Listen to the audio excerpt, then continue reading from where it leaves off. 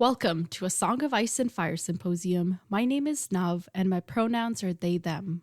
And my name's Harmit, and my pronouns are Hershey, like the chocolate. And I'm Taylor. My pronouns are also Hershey, and I live 30 minutes from Hershey. Oh, really? We need to talk about that. But first, this is a Sorn Sword, a Dunk and Egg story, a story from A Knight of the Seven Kingdoms. In this episode, or in this story, Dunk finds himself in service to Sir Used to Be Cool.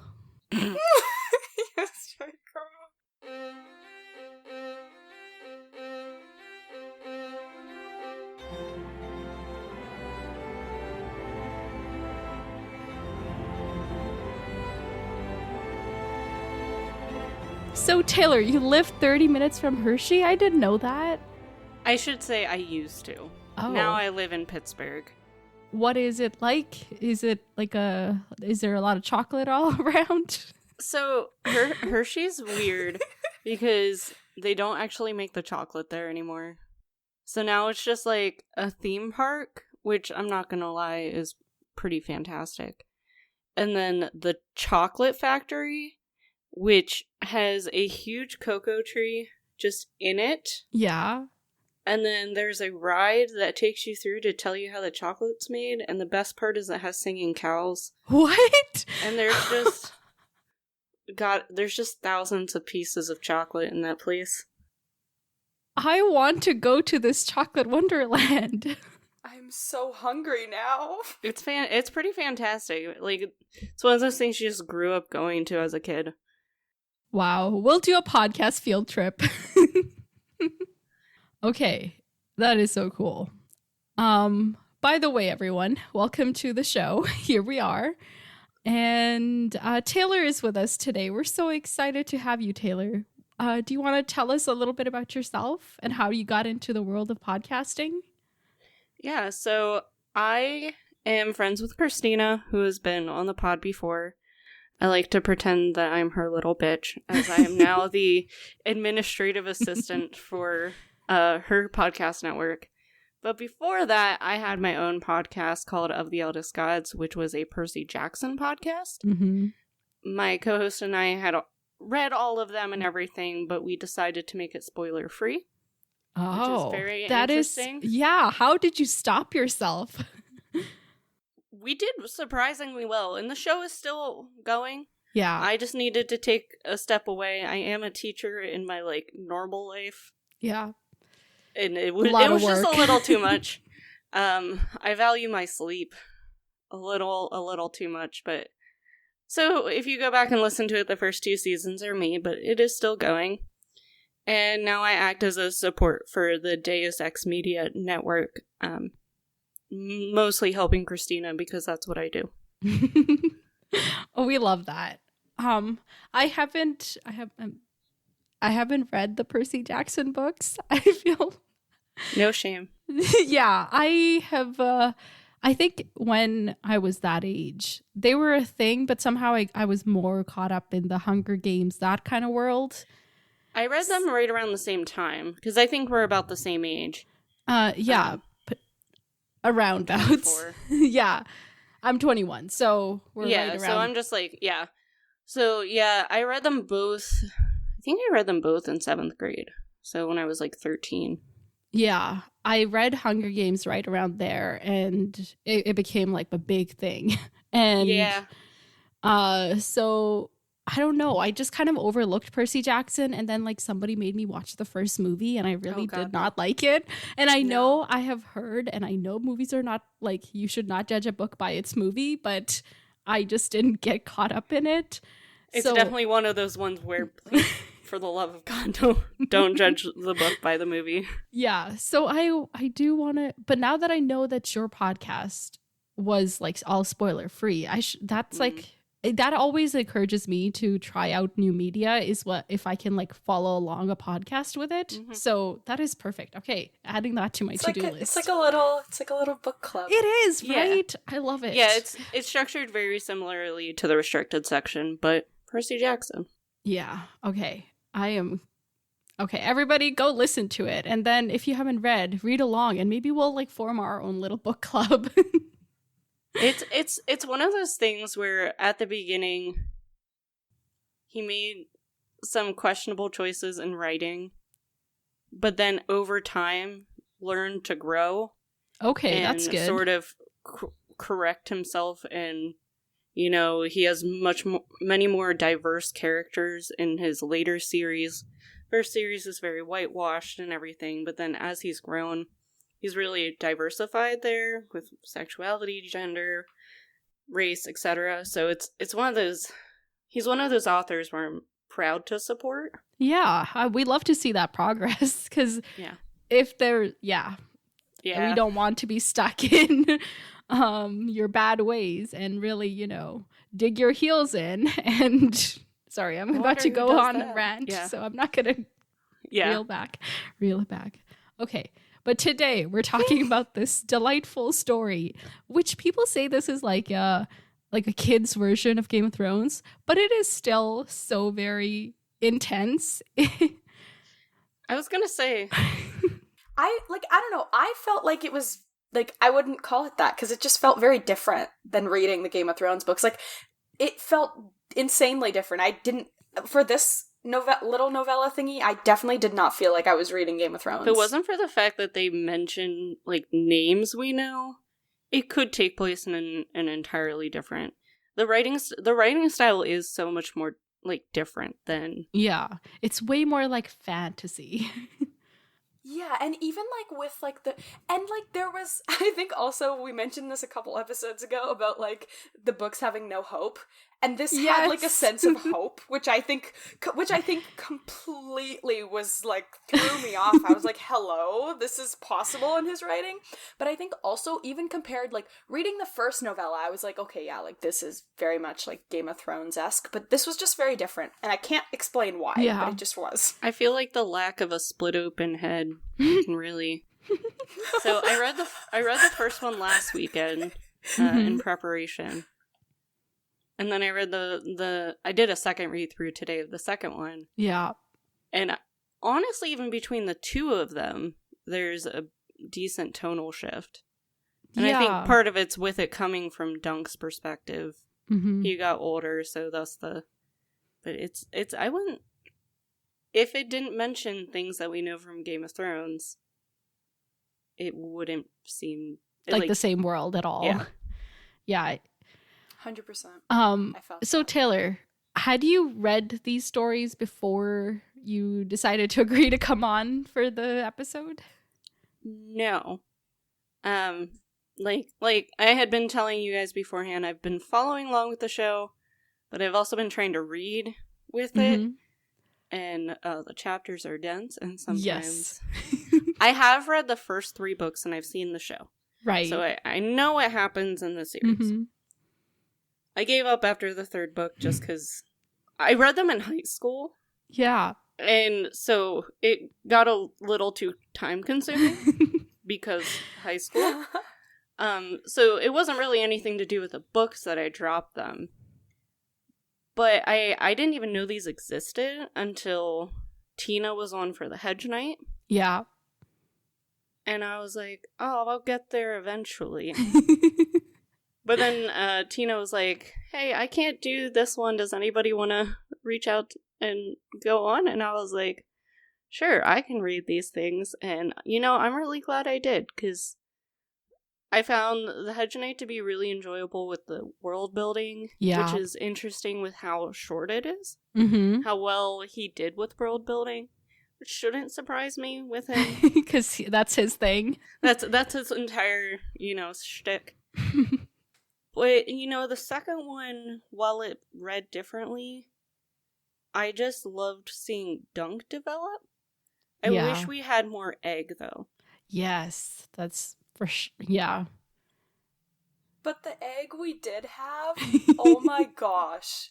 Egg is my favorite, like, George R. R. Martin character. Oh, wow. Game of Thrones, Clash of Kings, who cares? I love it. Hey, I'm saying this after just having read it. I don't know if I mean this, but right now, in this moment, I mean it. I literally love Egg. I think it was also part of that, like, barely having Egg, and then his moments where he was just there shined being through so iconic. much. Yeah. The sass and the sarcasm. I just... Mwah. Just the perfect amount sprinkled throughout. He doesn't let Dunk get too full of himself. He's always there to bring him down a little bit. Okay. So Harmith, by the way, we're like several minutes into this. Do you want to do a summary? We can try. I know. The viewers will be like, what are you doing if we don't? But personally, I don't want to, Wait, but let's do it. did anybody die in these chapters? Yeah, a couple people. Come on, no. I'm telling you, I barely know these Okay. people's names. You know, for instead of Sir, what's his name? Eustace. Eustace? That's Yeah. how you Unfortunately, say it? yes. That's not how I've been saying it. Okay. Sir Eustace, I've just been thinking of as Sir. No, you can't So call Sir everybody Eustace sir. and- Everybody in the story is a knight. No, I can. I don't care. He's denoted Sir from now on. He's Sir, and then Sir, what's his name? Lance? Longinch? No, Lucas. It's Lucas? No. Isn't it Lucas Longinch? Yeah.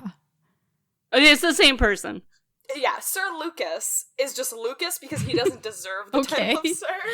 So yeah, that's my So logic. thank you for the glossary of terms, but like, what about the who died though? Oh yeah. So Longinch died. Sir Lucas. Yeah. We hear about like a lot of Targaryens who've died like off screen between the two stories. Okay, yeah, then, like, we know that Baelor died, and then the other dude died, and then his son died, from the spring sickness thingy. A bunch of people died from I was spring surprised sickness. that he had killed off Valar. Yeah. Wait, why were you surprised though? I don't know, it just felt pretty random. It was more Yeah. just random. It makes sense to kill off the king, and I get why they killed off Valar, but it just felt weird and random. Well, for like the next dude to be king, it needed to Yeah. happen. So And I know what they're setting up yeah. with the succession, but so the king and Valar died. And then there was it Dake was his name?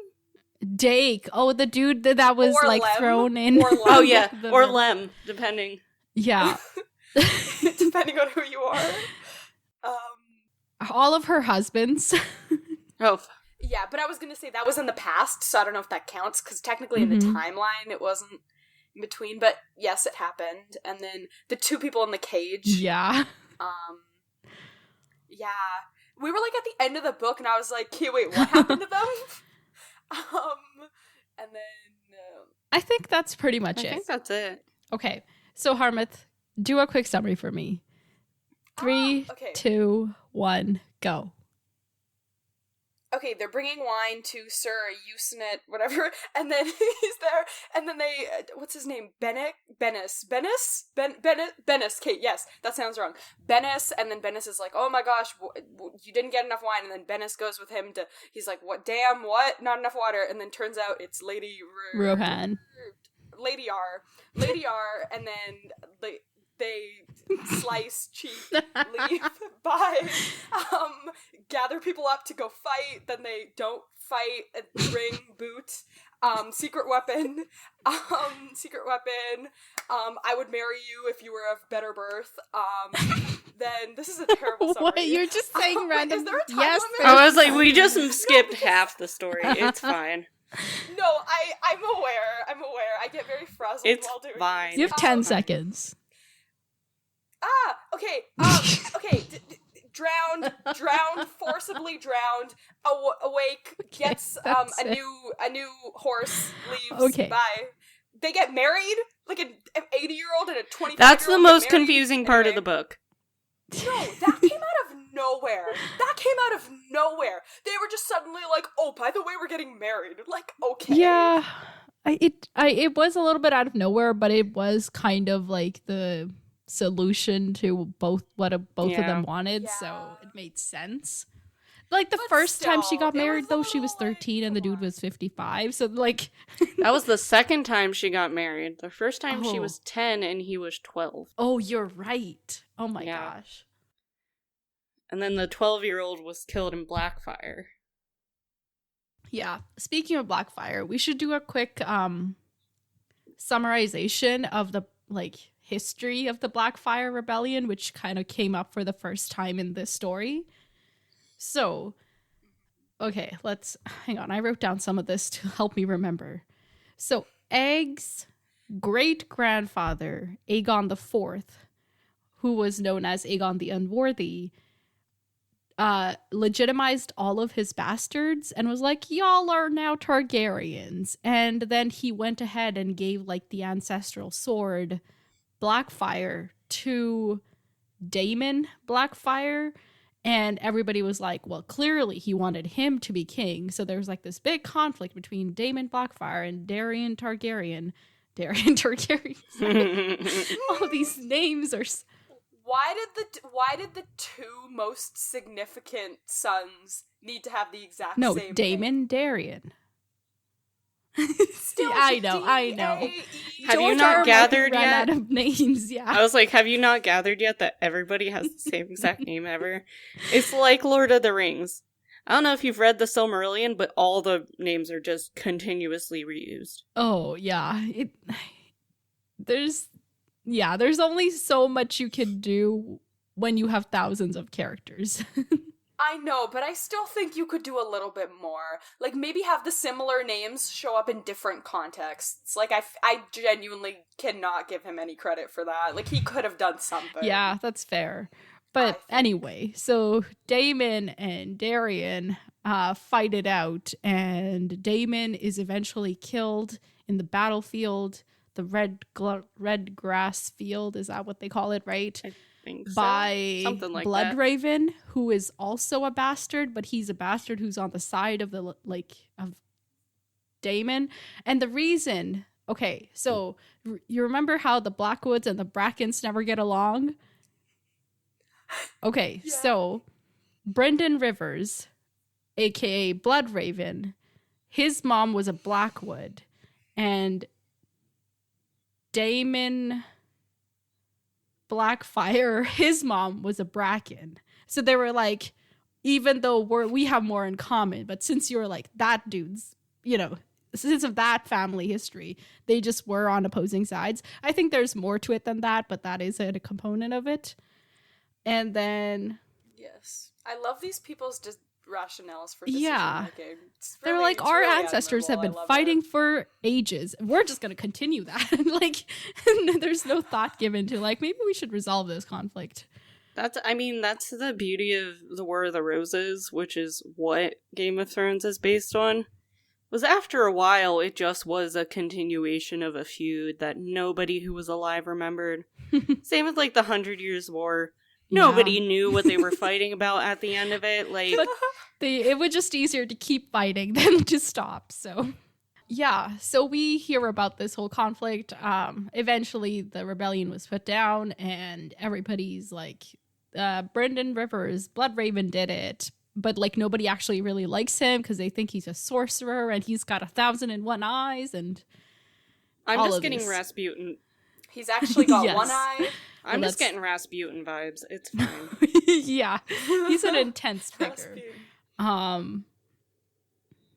The amount of times Dunk is yeah, anytime somebody's being shady, question? He's oh, I wonder if Brynden Rivers is listening in on us. It was he has 1,001 eyes, I think is the yeah, how many thing. eyes does Bloodraven have? 1,000 eyes in one.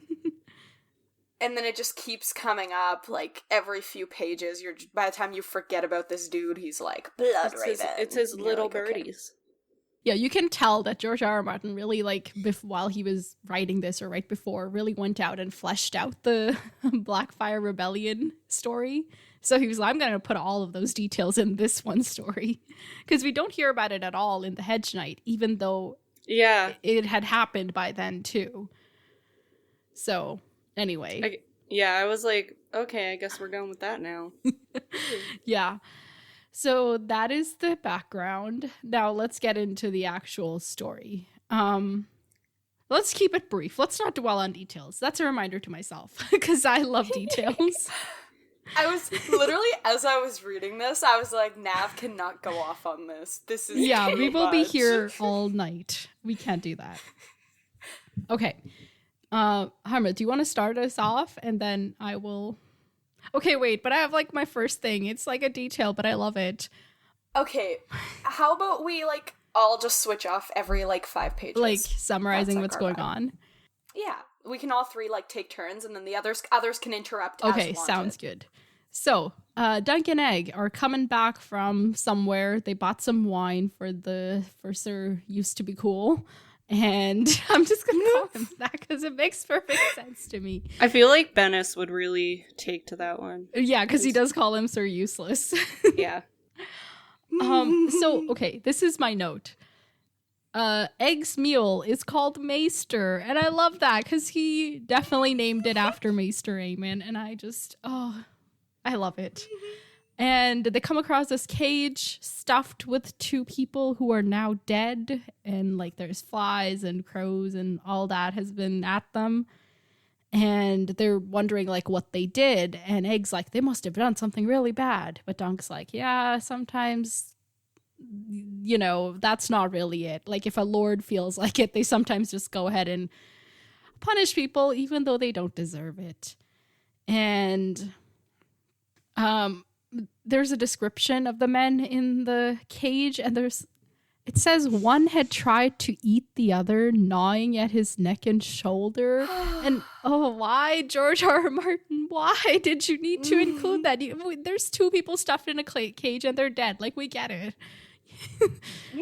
But he just had to add his little flair of like, really? We don't have their backstory, so we have to create one, and yeah, that includes cannibalism. Yeah. Mm-hmm. So there's that. And we learn about the conditions of just the world currently. There's been a drought, and it's been around for a while, and people are starving. And like he says at one point that Bloodraven like ordered people to like return to their lands and just like work off and whatever, but people are not listening because they're starving. And they're cursing him because he's now in charge. So, you know, we saw this with Tyrion in A Clash of Kings. Like, things got bad in King's Landing. So they were like, oh, the dwarf did it because he's the one who's new around here. I mean, you can see it in any politics here. Like, here in the U.S., everybody was blaming the president for the gas prices, and I was like, that's not really how that works. Yeah, it's easier to do that than to like really get into the, you know, economical, political reasons for all things that happen. But he's also an easy target because he killed his half brother, so he's the kinslayer, right? And maybe a kingslayer to the people who thought of Daemon as their king. Or Darian. Sorry, which one is which? I've already lost track. Daemon Targaryen is the bad one. There's that, and this is the first time we hear how many eyes does Lord Bloodraven have. 1,000 eyes in one, because he's got 1 eye, but then 1,000 spies. So that's cool. And we also, like, when we left off after the first novella, there was that mention of, like, now that Baelor was killed by, what was his name? Maekar. Maegor. It's like Maekar. I don't know. Maegor is the evil king. Yeah. This is Maekar. Right. Yeah. Okay, Maekar, like, now everyone's just gonna be like, oh my god, if Baelor was alive, things wouldn't happen. So there's also that blame thing of, like... Yeah. And Dunk is, like, really, you know, internalizing that blame on himself because he's like, all these good people died for my foot. Like, that's how he puts it at one point. Yeah. And it's so sad, but, like... And all of, like, that blame is, like, in his dreams, and it's, like, it's just affecting him in every way, and it sucks. Meanwhile, Egg is growing. He's a lot taller than he was a little while ago, but he's not tall enough to loom over Dunk yet. And he's looking real shabby. Dunk says that he looked like the stable boy he wasn't, and not at all like who he really was. So I enjoyed that. Damn. So we hear a little bit about, like, their adventures. They went to Dorne, and then they, like, went over to Old Town and met up with Aemon, who's training to be a maester, and that's where Egg got his mule maester and all of that. My favorite detail about all that was when they mentioned that they went to like hundreds of puppet shows. Yes, just looking for what was her name? Something too tall. It starts with a T. Tansel. Yeah, that Too sounds tall, right. Yeah. Tansel, yeah. But she's not too tall for Dunk. She's just right. She's the Goldilocks Yeah. of his heart. And so we get a mention of all the heat, and Dunk is just sweltering in it. Meanwhile, Egg is as cool as a breeze. Like, he doesn't even notice it. And it's like, oh, he's a Targaryen. He's not bothered by the heat. And yeah, so we learned about how he's sworn his sword to Sir Eustace Osprey, right? That's his name. Osgrey, I think. Osgrey. I'm like, there's no way there's a Frey in his name. Osgrey. And Sir Eustace also has another knight, Sir Bennis of the Brown Shield. I'm just going to call him the Brown Knight because you know how Illyrio is described as all yellow? This dude is described as all brown. Oh, yeah. It was one of the grossest descriptions of a human Yeah. ever. When he told me, like, when I read that his teeth are brown, I was just, no. Yeah, and he just smells because he never bathes, like, ever. And that is saying a lot by Dunk standard, who's like, I made these kids shower even though they'd, bathe last winter. Like, that's his standard. But, like... if he thinks you're gross, you really need to, We hear a bit about the Greyjoys that are raiding. Yeah! That was a nice little callback. Just Greyjoys being Greyjoys. Yeah. Maybe nice is the wrong adjective, but it was like a little connection to the story. Yeah. Happened. Yeah. All the brown. Sorry, there's just like a 2-paragraph long description of how brown Sir Brown is. It was like a complete description of how brown he was, and then it's like, oh, and by the way, the stream doesn't exist anymore. Oh, yeah. There was more description about how brown he was than the stream. That's so true. The stream is like only brought to Dunk's note when Egg's like, hey, the water's gone. And that's when Dunk like takes a look and is like, you're right. And it literally says Dunk had been so intent on Bennis that he hadn't noticed. So it's like the reader and Dunk are in that same position of like brown. Oh, stream. Yeah. Okay, Harmouth, you take over. They notice that the water's gone, and Bennis is like, oh, haha. He has 2 laughs, apparently. One's a chicken one that he does a lot, which I you love should that have heard description. the audiobook for his chicken laugh. It was so Oh intense. my god. How was it? Wait, can you, try to imitate it? I cannot imitate it. You can't, or you won't. Exactly. Honestly, I don't remember it enough to imitate it, but I remember when he... But you remember how funny it was. Okay. Fair. I can respect that. So, and they're thinking back we've only been gone for a couple of days. This feels kind of impossible. How did this happen? And Bennis is like, oh, dried up. There is a drought going on. Don't go turning that rock. You might find something you don't want to. Exactly. And so the rest of this conversation is just pretty much Dunk investigating and Dunk thinking this is illogical. Something else is going on here. Let's figure this out. And Bennis going, oh no, it's just the stream. It just dried up. And Bennis is just kind of in denial and he doesn't want to deal with anything that's actually happening. Do you think Bennis knew something was wrong and just didn't want to deal with it? Or do you think he was just like, I don't really care about finding out at all? I think the latter, honestly, for me personally. Okay. Yeah. I think even as Dunk was, I think initially, I don't think he cared enough to have even sensed that something was going on.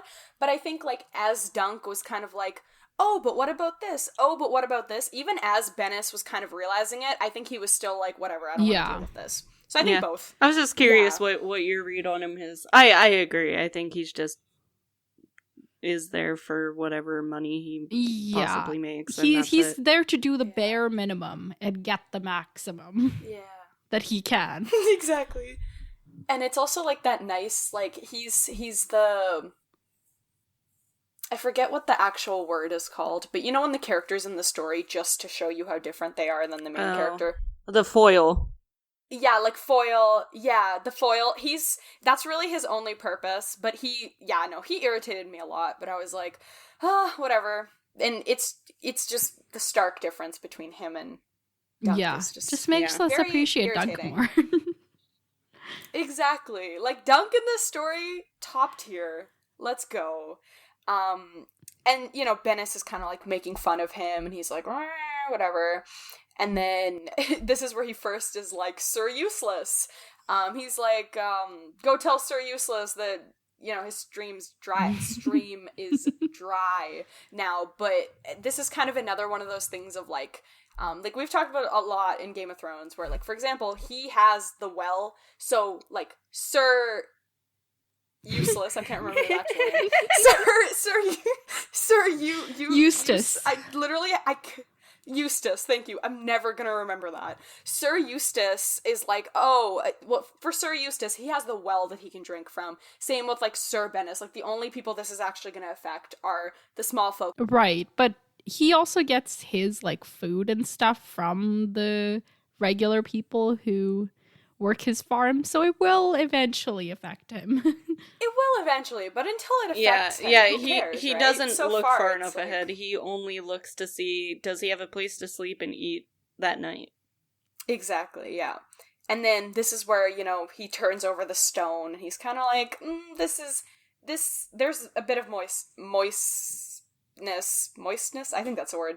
The rock is a bit moistened. I don't know what I'm saying. I can't tell if I Somebody's listening to this and, like, no, freaking out about the many amount of times you just said sorry, people. I'm so sorry, people. I didn't, like, that was not my intention. But then, Bennis is like, don't go, creating trouble. And then he tells Egg to, Dunk kind of is like, okay, Egg, go deliver the wine. I'm gonna go investigate. And Bennis is like, okay, I don't want you to get in trouble, so I will come with, or, not that he, like, cares, but he's like, I'll come along with you, you know? And then, if there's no trouble, I'll be sure to cause it, you know? Exactly. That's a good way to put it, yeah. And then, you know, eventually, as they're making their way there, we hear about the Lady of the Cold Note, who is nicknamed the Red Widow. And then, you know, there's a lot of tales about her, like, oh, she's a witch, a poisoner, all of her, does she have four husbands, I think, who died? Dead? Four that died, and all of her siblings have died, and her kids have died. Yeah. It's just... Which, you know, she was totally in control. She did all of that, right? In a way, if you think about it, like... She and Sir Eustace are in a very similar position where, like, neither of them have any family left, and they're just so lonely. I guess they were made for each other. Yeah. The marriage is still weird, but whatever. Yes. I imagine that it's more of just like he gets to live in her castle and she gets to not lose her castle situation than like a real marriage situation. That's true. And I have a real fun fact about her that I want to share later, and I'm so excited. Ooh, okay, now I'm excited. But yeah, so you know, we kind of hear about her, and at this point, that's all we know. And then we kind of hear about Dake or Lem. Depends on who you are and what you want to do. So we hear about how Dake had stolen some sheep, and he was one of the Osgrey men, and she sew him into a bag of rocks and sunk him in the very stream. Which is really fun. Yes, which is really fun. And then and after that was sorry, it was just the way you said that. It was really fun. Yeah, I think I remember in the first, you know, Game of Thrones book when things would happen and like terrible things would happen, I'd be like, "Oh my gosh, this is terrible." And now it's just like yeah, might as another well. Tuesday. Yeah. Honestly, now I'm kind of just like, oh, okay, she only sew him. She didn't like take his eyes out of their sockets. Okay, that's a win. That's fair. Yeah, and so after the whole Dake / Lem debacle, Sir Eustace had taken Sir Bennis into service. And yeah, and we kind of, like, learn a bit more about the land. We see, like, Wattswood as they're passing it, and, like, the Checky. Checky. Oh, Checky water. I don't say any of these words right, do I? Okay, and, like, this is the first time where they kind of mention, they're like, oh, like, you know, the wood's rotting away, it's, like, dead, brown, and it's very easy to burn. Oh. Wonder if that'll ever come up again. Definitely not. Never again. That, kids, is what we call foreshadowing. Yeah, exactly. So that happened. And then at this point, as they're kind of following these paths and we learn about them, we get to, like, a little, like, clearing thing. And there is a dam that is being built by, what's her name? Rohan. Lady R. Rohan? That's her name. Rohan. Lady Rohan's, people. And so they have a dam set up. And they've taken all the water, and then it also leads to, like, the ditch, and it also goes to the little moat. And Sir Bennis is like, see what you dug up? It's terrible. Let me make it more terrible by... My favorite line here is, who put that damned dam up? He took he saw the chance and took it, and I'm here for it. I think this is the only action I can respect Bennis for. I'm like, that was a good job, buddy. I appreciate you. And then you mess everything else up, but it's fine. Yeah, he's like, this is going to cause conflict, definitely, and we're gonna be caught up in it. So let me help that along by slashing this poor person's face. And just, Yeah, I've been here for long enough to know how much of an issue this is gonna cause. Let me do it anyway. And they're just, you know, arguing and with the workers who are working by the dam, and they're like, you put it up, take it down, blah, blah, blah. And they're like, no, the maester, you know, made the plans for it, and we needed water for the, you know, our corpse. All of that. And after the Brown Knight slashes that one person on their face, they run away, and they're like, we'll be sure to tell the ladyship all of what happened today. And Dunk's like, please tell him that we only wanted to talk about the dam, that was all. And they're like, yeah, I'm sure we'll relay your message, don't you worry about it. What a pure boy. Mm-hmm. And he turns to different person. Brown Bennis. What is his name? Bennis? Yeah, Bennis? Okay. Sorry. There's a lot of names. No, it's okay. Let me just You're tell you good. that he is not the only Brown Ben that comes up in the story. Do you know, Taylor? Yeah. Yeah, okay. Okay. Anyway. So that's why I got confused. But he's like, what did you do, dude? Now we're going to be in trouble. So they head on over to the Holdfast Tower. What's it called again? Shoot, what is it called? It's like Stand Fast or something? Stand Fast, that's right. Yes. And it's a castle by name, but like it's a real it's sad like looking... one of the turrets of a Yeah, castle. Exactly. It's just one tower, and it's real sad looking. It's partially rebuilt. The other half is sagging. It's just not a very prestigious, place. It's kind of like that tower that they offered to Barristan Selmy to go die in. This is what I imagine his situation would have been like. Oh, I didn't even think about that. Right? It's like, oh, you're retiring. Here's a castle and here's a servant. Like, that's literally all he has. Here's some chickens. And then, like, at the end, what I found so funny was Bennis and the two workers go up the ladder and, like, pull up the rope, but they leave the chickens to fend for themselves. Yo, chickens are mean. They probably did well for themselves. We had chickens when I was growing up, and the one would just flock me every day, which is when the chicken just, like, runs at you and flies into you and starts pecking you. I hated that thing, and I'm not gonna lie, I enjoyed eating him.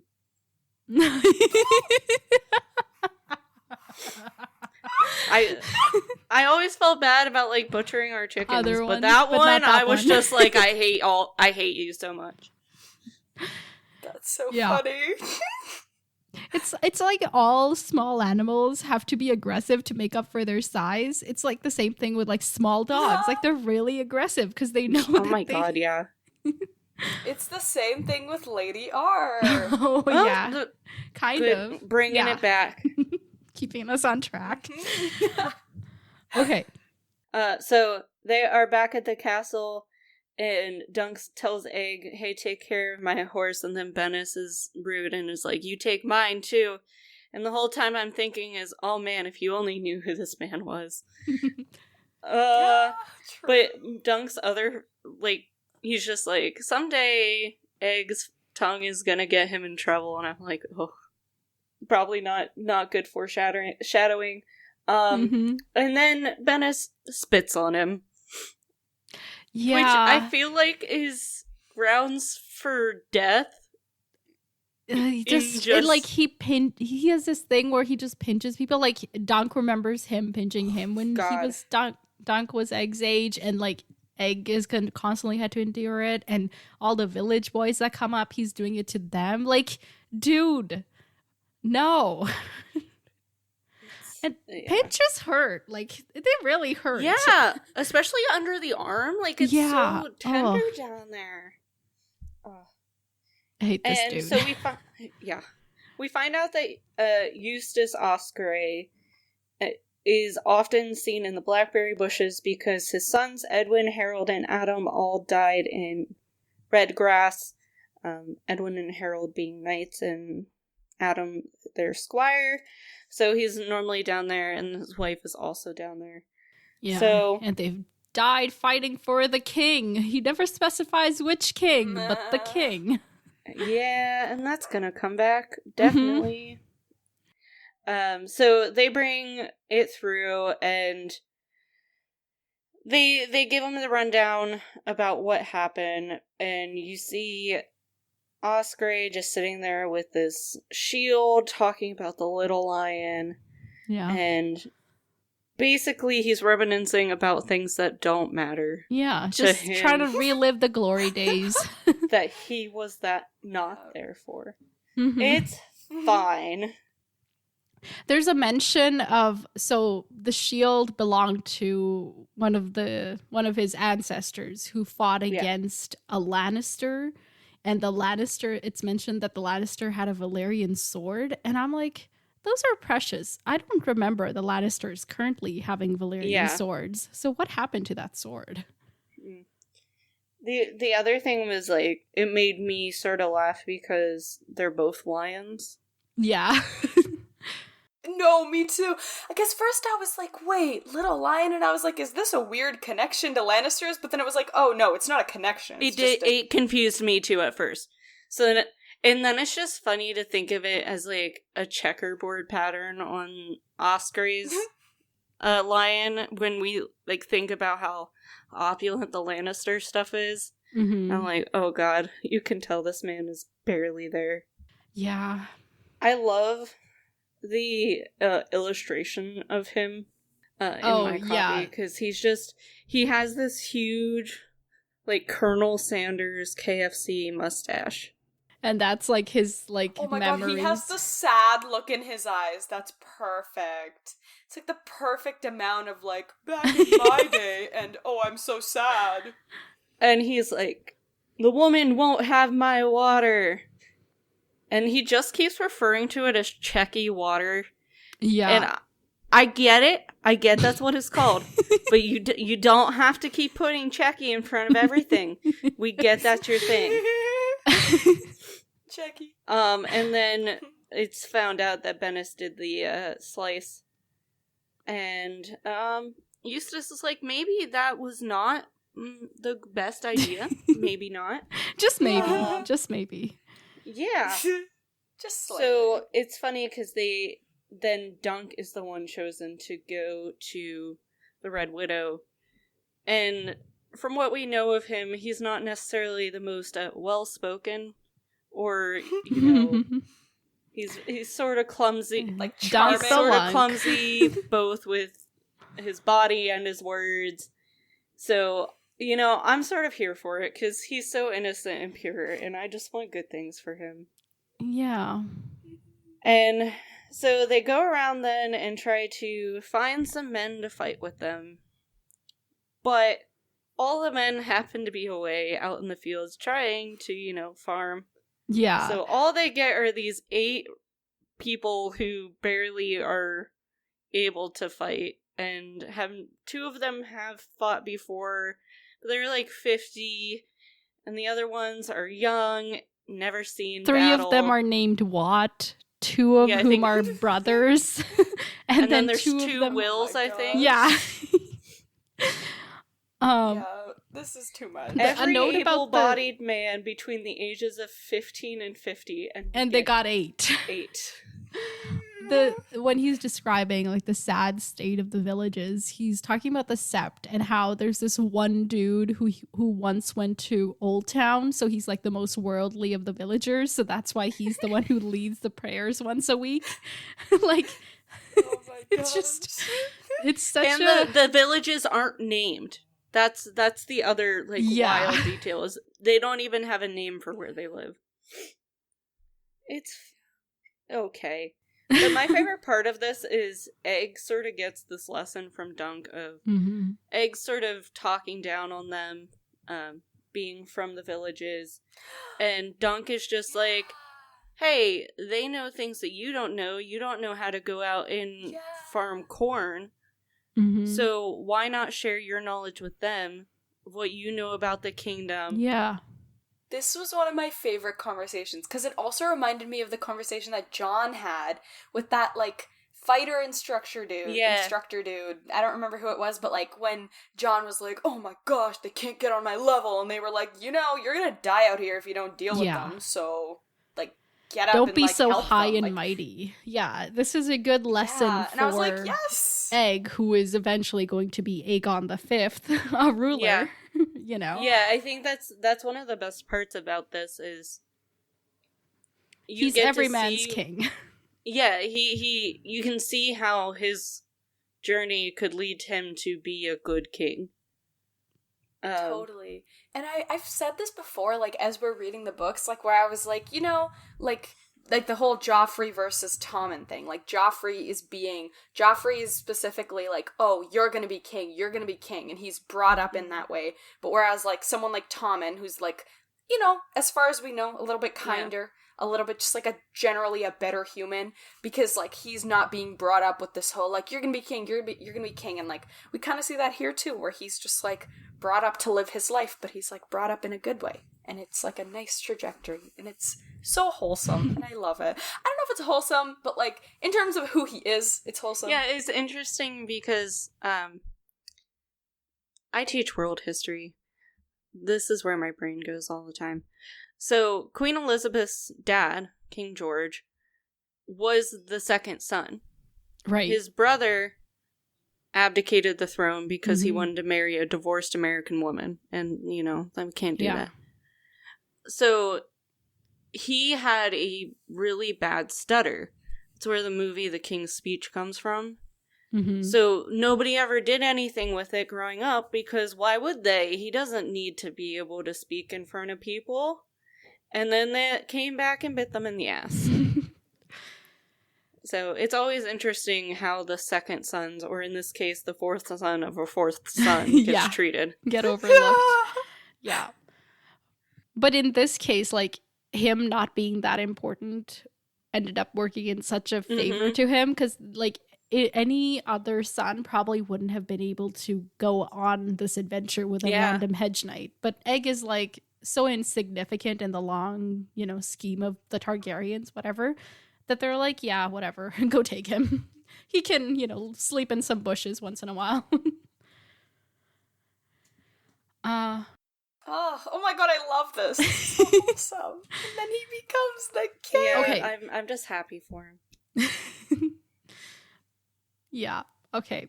I have so many things to say that I shouldn't. So. You should. I think that you should get swept up in the heat of the moment and say all of them.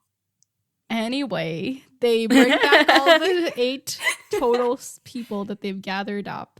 and they start training him, and it doesn't go too well. And Dunk like takes all of them on at once, and like this illustration is great because there's just like a row of all the people he's defeated, like just like laying about, strewn across the ground. And yeah, they couldn't stand up to like him, one person, and they're supposed to be the, you know, defense against all of Lady Rohan's knights and all of that. So it's really sad. But at the end of the night, Dunk forces all of them to have a bath, even those who had just had one last winter. I know that's like asking a lot, but like he's like, you gotta do it. And it's funny in the context of their seasons don't work like our seasons. Exactly. So who knows when last winter was? It could have been 10 years ago for all they know. Oh my gosh. It's fine. It's fine. But it almost is like, also like just about the fighting, like I think Dunk even mentions this. Bennis is like, oh my gosh, they're like terrible. And Dunk is like, what did you expect? Like, they're not trained. A lot of them are like really young or really old. Like, what? Did you really think they were gonna just like march out of here like amazing? Like, of course this was gonna happen. Yeah, you know? and Egg is really concerned, I think, for their lives. Like, particularly, he's like, these people are not gonna, and like this, it's useless. Like, we can solve this with my boot, which we find out is like he carries a ring in it that belongs. I to was his so father. confused that whole time. I was just like, what the hell is happening with this freaking boot? Yeah, but it, you know, again, another lesson like about useless conflict. You know, it's the regular everyday people that are gonna lose out when lords and whatever have their spats. So go Egg, learning your lessons. So there's the boot, and we don't know what it is, but Egg keeps referring to it, and Dunk is like, nope, nope, nope, nope, nope. And what is this here? Yeah, we just hear more about like how they've been around, you know, they've been adventuring together for a couple years now, and Dunk has really grown fond of Egg and thinks of him almost as a little brother, but he isn't. It's like Egg, the squire, is a different person than Aegon, the prince, so it's like a whole thing. And then again, they're preparing a bath for Dunk, and it's the same thing, like, oh, this is so hot, but I'm sure Egg doesn't mind it because he's a dragon. Like, just those reminders. Yeah, he's like, I can't react to it being too hot for me because Egg would just think it It gives such little brother energy. Like, you can't show pain or they'll make fun of you. It's true. So he goes to sleep on the roof, even though like they have a place in the cellar, but he prefers sleeping out in the open. And he has this terrible dream where he is burying Chestnut, the palfrey he had in the last story. Rest in peace. Yeah, it was so sad. And people around him are making fun of him for trying to dig in the sands of Dorne, and it's like not working. And then eventually, like, he starts seeing other dead people, like Baelor Breakspear is there, and Prince Valar is there. And Yeah, that was confusing for me because we didn't know that Valar had died yet. right. And I was like, what the hell is happening? Yeah. But then they explained later, and I was like, oh, yeah, okay. Yeah. Sir Arlen is there, and then eventually, like, other people start showing up, like all the kids from the village, and he's like, no, you're not dead yet. Don't be in my grave. It's a lot. And The saddest part was when Egg gets, like, sucked down into the sand, and he's like, no! Yeah. And he's trying to crawl out, and just, yeah. This is like the epitome of an anxiety dream. This illustration is really freaky. Like, there's a dragon who I assume is supposed to like represent Breakspear, but then there's like just skulls and this really like scarecrow looking dude right there. Like, It reminds me of Pirates of the Caribbean, like the first movie, when they're all skeletons fighting. And Sorry, so spoiler alert for Pirates of the Caribbean, Curse of the Black Pearl, from I think 2003. Yeah, 2003. Okay.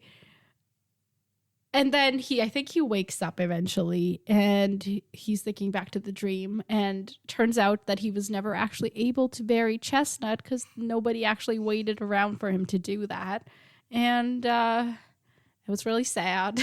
And then he's thinking about what Egg said about, like, oh, if these like people die, then it's also me. Everything is my fault. I have to change the world. I have to save the world. So he goes to Sir Eustace to express his concerns, and he's like, this is not gonna work. Like, Sir Eustace like, give him a couple weeks, they'll, toughen up. I fought alongside a bunch of peasants and they did all right. And Dunk's like, how many of them returned exactly? And he's like, 3. So not a good And 2 record. of them are there. Yeah, 2 of them are the same people. That's so true. Oh yeah, and the other one was Dake, the one who got thrown in the river. Or true. Lem. Oh my god. Oh, sorry, yes. Oh, yes. It was Lem. It's always Lem. I don't know what that's about. Like, it's only Sir Eustace who's like, Lem was thrown there. But no, everybody's like, no, But it was... I guess it's just representative of, like, he doesn't actually care. Yes, I think so too. You know, it's just like oh yeah, it's the same thing when Lady R is like, oh well, like my man got, or no, she doesn't explicitly say it. When they're talking about how Lady R is going to react, they're like, oh well, you know, it's about you harming one of her men. It's a pride. Yeah, it's not thing. about, like, it's the same thing. It's like it's like you drowned one of my men. It's not you drowned Dake, who was with me on this whole expedition. Like, and he like remembers that Dake was like the forger. That's like the one detail he can keep straight. So this dude kept you alive. But yeah, but you like don't even have the decency to know they're like, okay, whatever. Everyone in this story sucks, other than Duncan Egg and like maybe Lady R. I haven't made up my mind about her yet. Yeah, I'm sort of mixed with her. I kind of love her. I do love her, but then she has moments where I'm like, you're not on Duncan Egg's level. That's fair. Yeah. She's just got boss energy, and I'm like... Yeah, I respect her a lot. I don't know if I, like, love her, but... She's like a chicken, remember? We came to this conclusion already. She's like a chicken. Yeah. She's got to be tough so that people don't run her over.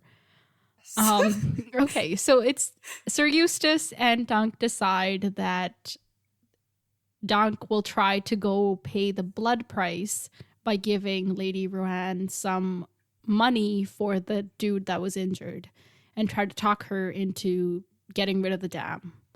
So the next day, or that night, I think, sorry, this is just so ridiculous. He tells Egg to prepare another bath, and Egg's just like, another one? You just bathed yesterday. You washed the night we joined service with Sir Eustace, then last night, and now. That's 3 times. And they've been with Sir Eustace for at least a few weeks, if not months, right? So this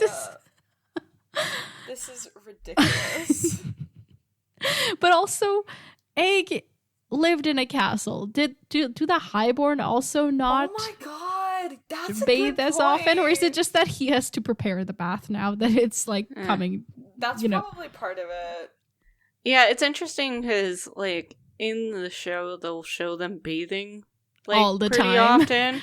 Well, they wanted the extra nudity, if we're being honest.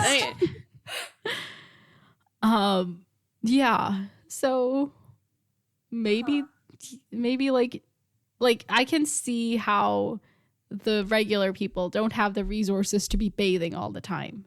I get it. But the rich people who have, maybe, I don't know. Maybe Egg's been out on the road too much. Either way, he's in the bath again, and they're discussing how it's gonna work and what he's gonna say, and Every time I'm just like, why? Like, he's practicing his lines. He's like, I'll tell her to take down the dam or else. Or he's like, or maybe I'll like tell her to please give back our checky water. Or a little water, my lady, if it please you. This is literally, I have never related to Dunk more than in this moment when he's like, wait, do I like command her? But then he's like, wait, no, then she has an ego. Is she like, this is my favorite at the end, he's just begging ever. for like a hand, like a. Yeah, just like a handful of water. Yeah, so to everybody who cannot see me doing this gesture, I'm putting my hands together to make a little bowl. And eventually. In a little cup formation. Sorry. What are you doing with your laughing so funny to me. It is funny. It is a funny instance. Because he like starts off like, give me back my water, you damn. You damn. Give me back my damn, you damn, god damn it. Okay, back to the story. Egg is giving him tips on like, complimenting ladies, and he's like, oh, sing her a song, and Dunk's like, you told me I sang really badly, and Egg's like, but you told me to forget that, so I'm not remembering it right now. Oh my gosh. I just love their banter. Like, Dunk and Egg together is all I need. I don't even need the rest of the story. No, I agree.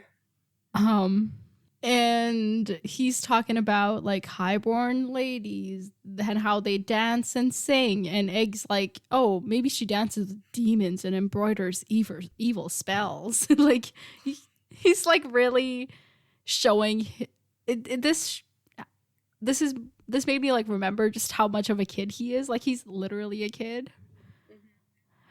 I think, is he around like 10 years old right now? Yeah, he's 10 now. Okay, yeah, that sounds right.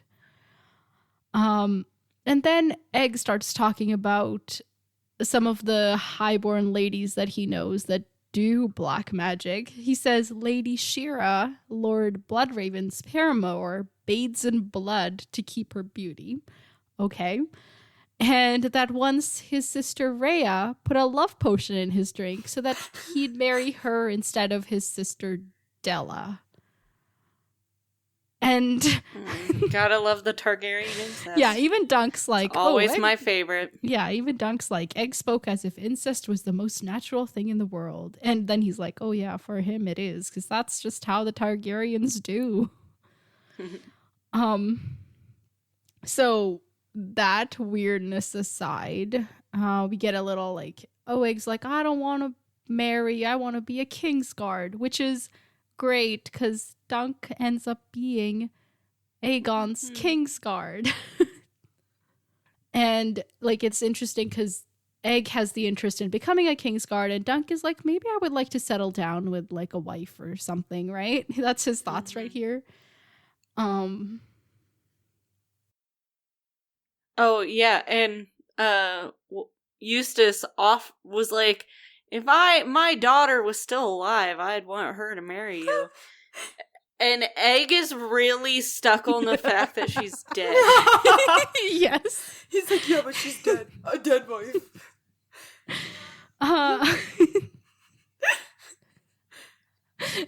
And Dunk is like, do you want a clout in the ear? And Egg's like, I'd sooner have a clout than a wife, especially a dead wife. Oh my gosh. Yeah. Just love them. Aww. Okay, so they're getting ready, like they're preparing for the morning. Dunk's like, okay, I'm going to wear my fancy shirt and make sure you have it prepared. And Egg's like, don't put it on like yet, wear it when you get there and all of that. And Dunk's like, yeah, well, you're not coming with me, so that's that. And then plot twist. Yeah. He is coming with Egg us. Yes. is resourceful. the next day he's gone to probably Sir Eustace and told him, like, wouldn't it be better if I went with him, because it'll give him more credit, like, you know, he'll be like a cool knight with a squire and everything. And Sir Eustace is all about that life, so he's like, yes, go with him. And he presents it to Dunk as if it's his idea, but Dunk knows that it is clearly not. Oh my gosh. And Sir Eustace, you know, offers to ride with them part of the way, so they do a little talking. And I think at this point, Sir Eustace realized that the fact that he doesn't own the Checky Water would come up. So he's like trying to get his side of the story in a little bit, kind of. He's just, you know, leaving out some bits and just whatever's convenient for him. Yeah, and then he's also like, he gives him the little cloak. And he's like, oh yeah, this is he my, gives like... Dunk his like son's cloak with the Checky lion, and Dunk is like, I will do it proud. I won't taint this cloak or whatever. Or whatever. Yeah, you clearly care about the cloak. It's a cloak. It's musty smelling. I don't know. It's been in a trunk for ages. Oh my gosh. So as they're walking, Sir Eustace asks Dunk if he is Sir Arlen fought for the red or the black dragon. And Preet, Harma, do you understand the... Yeah. Like, did you at this point understand what that was? Yeah. The black versus the red dragon? Not at this point. Yeah, like, so the Targaryens but then he like have explained it, and I was like, oh yeah. Yeah, and by the way, when did you figure out? When did both of you figure out that this was like he was on the other side? By the end of this conversation. Oh, okay. For me, it was when she was talking about it. Oh, so like when it was revealed. That's fair. That's fine. I think just because I was like, because it's not Sir Arlen. Oh my god, Sir Eustace? Eustace! Yeah. I remembered! Yeah, you did it. Okay, because I was like, I just find him annoying. So it was kind of a fluke that I figured it out. Because I was like, he's so annoying, he's droning on about his stories. And then I was like, wait, why is he droning on? And then I was like, oh my god, what if he was... That's and then fair. I was like, okay. So me not liking his character helped me figure it out. So yeah, so then I was like, oh, okay, this is why we're going through all this. Yeah. So he's recounting the battle on the red grass field and how like many good men fell that day on both sides, he says. Yeah, and we find out that Sir Arlen Pennytree fought in the battle with his squire, who was also his nephew, and the nephew died, so like Dunk's feeling guilty about that too. He's like, Dunk is just always feeling guilty. anything that could be remotely his fault, he's like, yes, it is. That is like, not even... Does Dunk have an anxiety disorder? Because the answer is yes. Yes. 100% yes. And, yeah, he's the battle and how Daemon was the warrior himself that day. Like, he speaks really highly of him. That's another clue. That's when I should have realized it, and looking back, I feel sort of dumb. Oh no, it's but I'm okay. gonna blame the puppy. I'm gonna blame my puppy. She was distracting. That's what we're gonna do. Puppies can be very distracting with all their cuteness. She's an asshole, that's why. She's a cute asshole. Yes. Yes. Yeah, so he's like, oh, everybody, you know, the singers say that Prince Maekar and Baelor Breakspear won the battle, but really it was Bloodraven with his tricks. Because if Daemon Blackfire hadn't... so he's like, he fought so valiantly that when he defeated his foe, he made sure that he was okay and like brought to the maesters. But if he hadn't done that, then he would have won for sure. Mm-hmm. So, yeah. All of that happened. There's like a whole really long description of the battle, which I don't want to get into. He's just like, it was a really close thing, and it was... Fight. There were stabbies. Fight. Yes. People died. Woo! Exactly. And then what else happens? Oh yeah, he's talking about the history of the Osgrays and how they owned Coldmoat and the lands all around. And then See, this is another point where I was like, I should have figured it out. right, but they owned Coldmoat like generations ago, not before the rebellion. They lost it when one of the Osgrays went against another Targaryen king. I think that was Maegor the Cruel that he went against. And so Maegor took away most of the lands, and then they lost the Chequy Stream specifically after the rebellion. They just like keep ending up on the wrong side of history and then like losing their lands, which is no fun. But that's how it goes. I don't know. They make a wager and they happen to wager on the wrong side. Okay. Although in like defying Maegor the Cruel, as you can tell by his name, I would say that particular Osgrey was on the right side. Mm-hmm. Oh, okay. I think at this point, Sir Eustace leaves and they're back to Dunk and Egg discussing how he's going to compliment Lady Rohan. And they're talking about how, like... Wait. Egg does a pretty good burn of Sir Bennis. Oh. Or Bennis. When they find that the dead tree cat and it was smelling. Yes. He's like, not as bad as Sir Bennis. Thank God. Sorry, continue. I just needed to give him credit for that one. Yeah, No, that was really good. It was low-hanging fruit, but he took it and he made the best of it. And we love him for it. Yeah. Where was I? Oh my gosh. What was I saying? Oh, compliments. Yeah. Egg is recounting how his brother Darian can always find something in a girl to compliment her on, and sometimes it's well-shaped ears, and Doug's like, what kind of compliment is that? You have very well-shaped ears. Honestly, that feels more like an insult than a compliment. I feel like that's what you have to say. Yeah, it's like, why are you looking at my freaking... If you couldn't find a single other thing to compliment. No, exactly. You had to resort to my ears. Yeah, and Dunk's Egg, I think, offers that you should compliment her eyes and say that her gown brings out the color of her eyes, and Dunk is like, yeah, I've heard people say things like that, and like, you know, ladies have been impressed by it, so I'll try that. He has a little thought where he's trying to like formulate what he's gonna say, and he's like, what a lovely gown, my lady. It brings out the lovely beauty of your beautifully colored eyes. Yeah, he's only got limited vocabulary and he's putting all of it in this one sentence. No, yeah. Oh my god, I was like, how many times are you just gonna say the word pretty in the one sentence? Yeah. All of them. All of the time. In every way it can ever be said. Like, this is my last sentence. It very well might be. She might, in fact, sew him up in a bag. Honestly, if she can find one big enough. That's a good point. Yeah. Yeah, he says, if I say something wrong, she'll throw me in the moat in a sack. And Egg just says, I doubt she'll have a sack that's big enough. And then he says it later, too. He's like, I don't think her response is like, I'll sew one if I have to.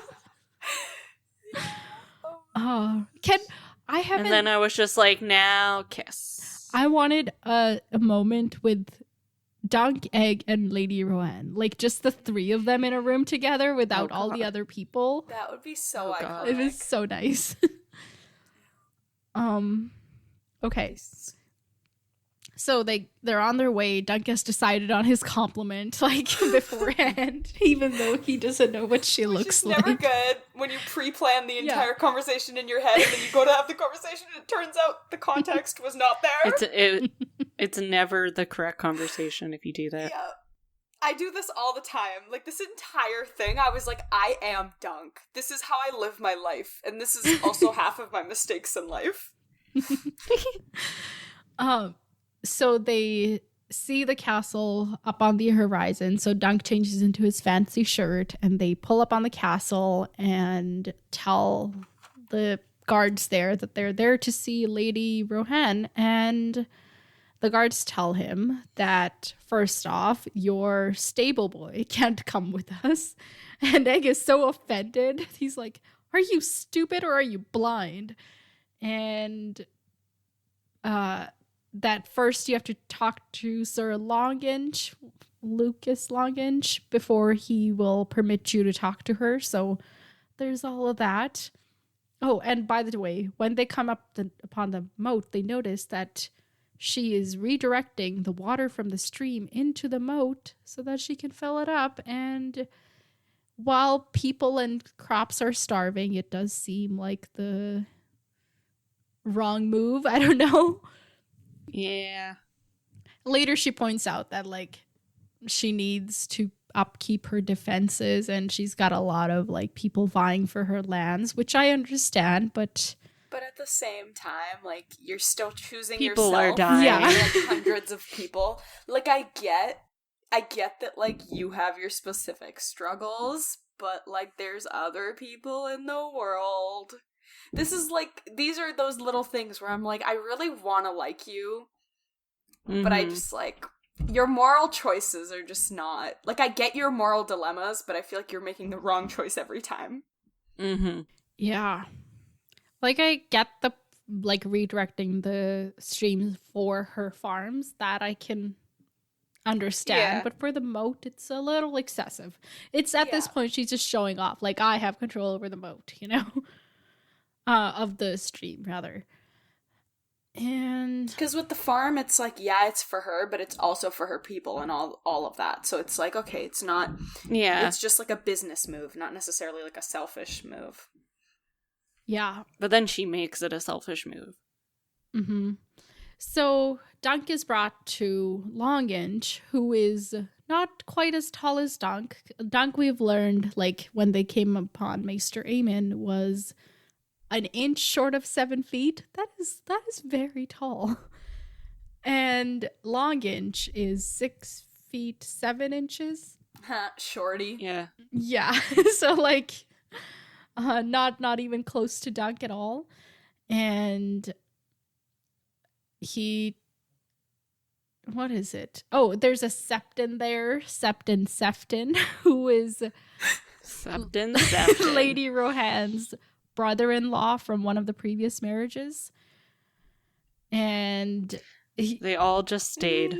Yeah, he's like, all the them. husbands died, but all of us still linger around poaching off her kindness and whatnot. Which is like another, like, you know, thing of, like, she probably didn't, like, poison her husbands and, like, curse them. Because why would she keep the other people around? Yeah, that's fair. So Dunk introduces himself as Duncan the Tall, and Sefton is like, were I as large as him, I'd call myself Sir Sefton the Immense, Sir Sefton the Tower, Sir Sefton with the clouds about his ears. That one was my favorite. Yeah. I was here for that. Oh, I love this dude. But Sir Lucas is not impressed, and I, like, part of it, there's, like, a lot of things going on. First off, Dunk is taller than him. Second off, he's a potential suitor for Lady Weber, which he doesn't want. And then also, the more conflict there is, the better for him. So, all of that. Yeah. So he brings Dunk to a lady who is exiting the sept with a bunch of people who have just finished the morning prayers or something. And it, like, is like, hey, my lady, this dude came to talk to you. Can he? And, like, never clarifies, right? And Dunk, like, goes about his own thing and is like, hey, my lady, you built that dam. And she's like, I'm sure I didn't. Like, you know, she's very confused. And so is he, until Lady Rohan, the actual Lady Rohan, walks up, and Dunk is, like, so surprised. He's like, whoa, you're like a little girl, but also she's 25, so she's, like, older than Dunk, actually. But Mhm. she's like pretty and stuff, which he never imagined for a widow. Well, that was my favorite part where he just is straight up like, "You're pretty." Yeah. And and she's like, oh, I wonder how you got confused and thought that my sister-in-law was me, huh? And she's very clearly on to Sir Longinch and his tactics. And then it's like, they're talking about like her husband's, how he's like, oh, you're 4 times a widow, so I thought you'd be old. But she's like, yeah, my husband's never last long. And he says, I'm sorry for all your losses. And then he's like, oh, I should say the compliment now. And then he's like, I want to say your gown. And she's like, gown? I'm not wearing a gown. Your hair, I mean, it's soft. And she's like, how could you possibly know? You've never touched my hair. And then he's like, no, it's not soft. I mean, it's red. It's very red. And then she's like, very red, is it? I hope it's not as red as your face. Oh my gosh. This was like... Oh, This is so cute. I felt this in my heart. You just want good things for him, and it's just like, you dum-dum. Yeah, but it's kind of charming. Like, she clearly seems Oh, to yeah. like him. Yeah. I mean, yeah, like, And- it's a nice break from all the fakeness that she's around. It's like a nice, like, she can tell, like, he is not very, like, charming, but he's, like, honest and just, like, dunk. Yeah, and He's charming in his own way. And earlier when he was like training all the boys from the village, and he was like, these are not a very pleasant looking lot. Like, it's unlikely, like all the fairy tales that tell stories of a fair maiden falling for a peasant aren't really true. But here it is. He's a low-born hedge knight in quotations. And like, he's more of a knight than most knights, but you know what I mean, Yeah. right? Yeah. But she's still falling for him. So Mm-hmm. like, it's kind of both like a criticism of like that fantastical thinking that like Sansa tends to have, but then also like, yeah, it can be true sometimes though. Mm-hmm. I think that is what's different about this story than the book. Is like, in the book, it's never true. Like, there's no such thing That's as a fantasy. Mhm. People don't fall in love. That's not how it happens. They don't fall in love unless they're siblings. There's hope. That's the difference. That there's, like, good things happening. Yeah. What are good things? I don't know what those words mean. That's so sad. We get like Yeah. like very few good things happen, and we're like, whoa, this is a shift. And it's like, I feel like We're we just like should- fawning over the very little crumbles we get because we get so Exactly. few of them. which is a little sad, but who am I to say? Yeah. So, she's like, okay, let me go get cleaned up. I'll meet you in my audience chamber. And Sir Lucas, you don't have to be there. Please don't be there. It's like, please don't even look at me. Goodbye. Yeah. And Dunk asks for Egg to be brought with him, which is a smart move because otherwise he would not have known what that paper said. So Yeah. that was necessary. I didn't even think about that. Yeah. Yeah.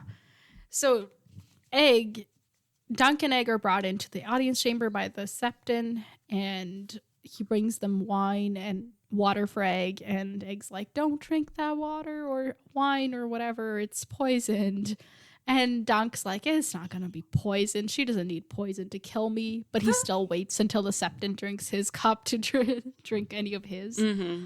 Which is, honestly, it's fine. You can do that. Yeah, I'm like, you fair. And they're just sitting around until eventually, oh no, yeah, the mace. Sorry, I want to call him the maester, but he's the Septon. The Septon starts talking. He's a talker. This one. He's also a little bit of an oversharer. Yeah, he does not. You don't want to tell him a secret, honestly. Yeah. So he's talking about like the great spring sickness and how like King's Landing had it really tough. Dorne and the Vale were spared because they quarantined. Hey, we know a little bit about that, unfortunately. Yeah, I was like, oh, that's too close to home. Yeah. This is too real. Turn it off. It's like if you're when you're like watching like TV or a movie and like they're like on their phones. Like it pisses me off so much. Like I get so mad. I'm like, I'm on my phone in real life. I don't want to watch people on their phone. Like they'll try to like have a like they'll show a text conversation. Oh, you don't like those? It bugs me because it's too like real. I don't want to like. I'm on my phone all day. I have to be. You know, I don't want to watch that when I'm trying to consume media and leave my life. That's how I feel. I find it like realistic and more relatable. I do like it when they do like little text conversations. That's fair. My dad and I watched an entire movie that was like done like from the context of like FaceTime. Which and movie? Texting. I can't remember it. Continue. That's and okay. I'll tell you in a minute. So anyway, the Septon is talking about, like, you know, all the goings abouts. There's a bunch of what's his name, Bloodraven slander, just like he's causing trouble between the Blackwoods and the Brackens, and that's a thing. Dunk's like, is this like, are you a traitor right now, or yeah, what's going on? He's like, oh, he might be listening. Be quiet. Don't say it too loud. Yeah. There's just, oh my god, there's so many words here. And after talking about all of that, all the politics, the Septon gets into what's going on with Lady Rohan and how she has to get married in a fortnight. Otherwise, all of her lands will pass to some cousin and it won't be no good. And there's like all this, what is it? Oh yeah, he talks about how like she has a bunch of suitors, but that Longinch scares them away. And then, yeah, so like he's basically scaring them away so that she's forced to marry him out of no resort. Some of the suitors she has are, what's his name? Clayton Caswell and Simon Laygood, but both of them are either like, one of them is in so much debt that it would be like a really bad like fiscal decision, and Sir Clayton trembles like a leaf when Longinch looks his way, so he's like really scared of Longinch. And the third suitor is Gerald Lannister, the brother of the Lord of Lannister at this time. Whoa. And like he's cool and she likes him, but also he won't leave his like lordship for some little, like he won't leave his position beside his brother for some little lordship. So it's probably not gonna work out. And oh wait, I found the name of that movie is called Searching. Interesting. And it has what's his name? John Cho in it. Huh. And Deborah Messing. Okay. It's like really interesting. Like the whole thing is through computer screens and smartphones. Mm-hmm. Is there a lot of audio then? Yeah. So like what you only see what characters are choosing to show over like FaceTime or something. And that's all you get to see. I'll have to check that out. It sounds like a really interesting concept. This is the point at which I want to know if I want to decide if I'm going to share that fun fact now or later. Do it. Hang on, I need to do some. All right. Are you ready for this? So, yes. Turns out that eventually Lady Rohan does marry Gerald Lannister. And you know who Gerald Lannister is? Tywin's grandfather. And Lady Rohan is Tywin's grandmother. Oh. No. Yeah. Oh. Yeah. Really? Yeah. Okay. What? And it turns out that like after having like Tywin's like dad and like siblings, like she disappeared and nobody knows where to. And there's like a lot of speculation that maybe she ran off with Dunk. Who knows? But like Dunk himself was a Kingsguard, so how would that have worked out? But like, isn't it cool? It's giving Jamie. Do all Yeah. Kingsguard just like damn, what? Yeah, she's Tywin's grandma. That's wow. I mean, explains a bit about Tywin, but that's like, what the heck? Oh, Tywin. Huh. What a man. Yeah. I say that. Yeah. I sorry, that's a really fun connection that I love bringing up. Yeah, it is. No, that's amazing. Yeah, I love so that. Tyrion and Jaime and Cersei's great-grandmother. This is her. That's wild. Yeah, so that would be what, her 6th marriage? Yeah. Yeah. But like she had like 4 kids with Gerald Lannister who all survived, so Oh, well, good for her. yeah. Good for her. Or like at least survived for some time. Yeah. You know, they're probably all dead now. Probably. I would sort of hope so, considering how old they would Tywin be. was. Yeah. Anyway, that was off topic, but fun fact aside, Lady Rohan, Tywin's grandma herself, I'm just going to refer to her as that. Tywin's Grammy. Mima. Oh my god. Mima! Tywin's Mima. She No. herself enters the room and is like, "You, Sefton, you can't keep your mouth shut, can you?" And somebody else take over. Because there's a lot of details and I'm going to get stuck in them. Oh, yes, Kate. Oh, yeah, we kind of get, like, you know how you wanted, like, Egg, Lady R, and Dunk? We have, like, a kind of a moment Yeah. of that. Egg's like, "Are you the Red Widow? I'm almost as tall as you." And Yeah, and she's Yeah. like, "Oh, somebody else made that conversation a couple months ago. I sent him to the rack to make him taller." Ooh, that is that's it. I loved it. yeah. Just the amount of times where I'm like, oh man, if anybody realized who this child was. No, literally.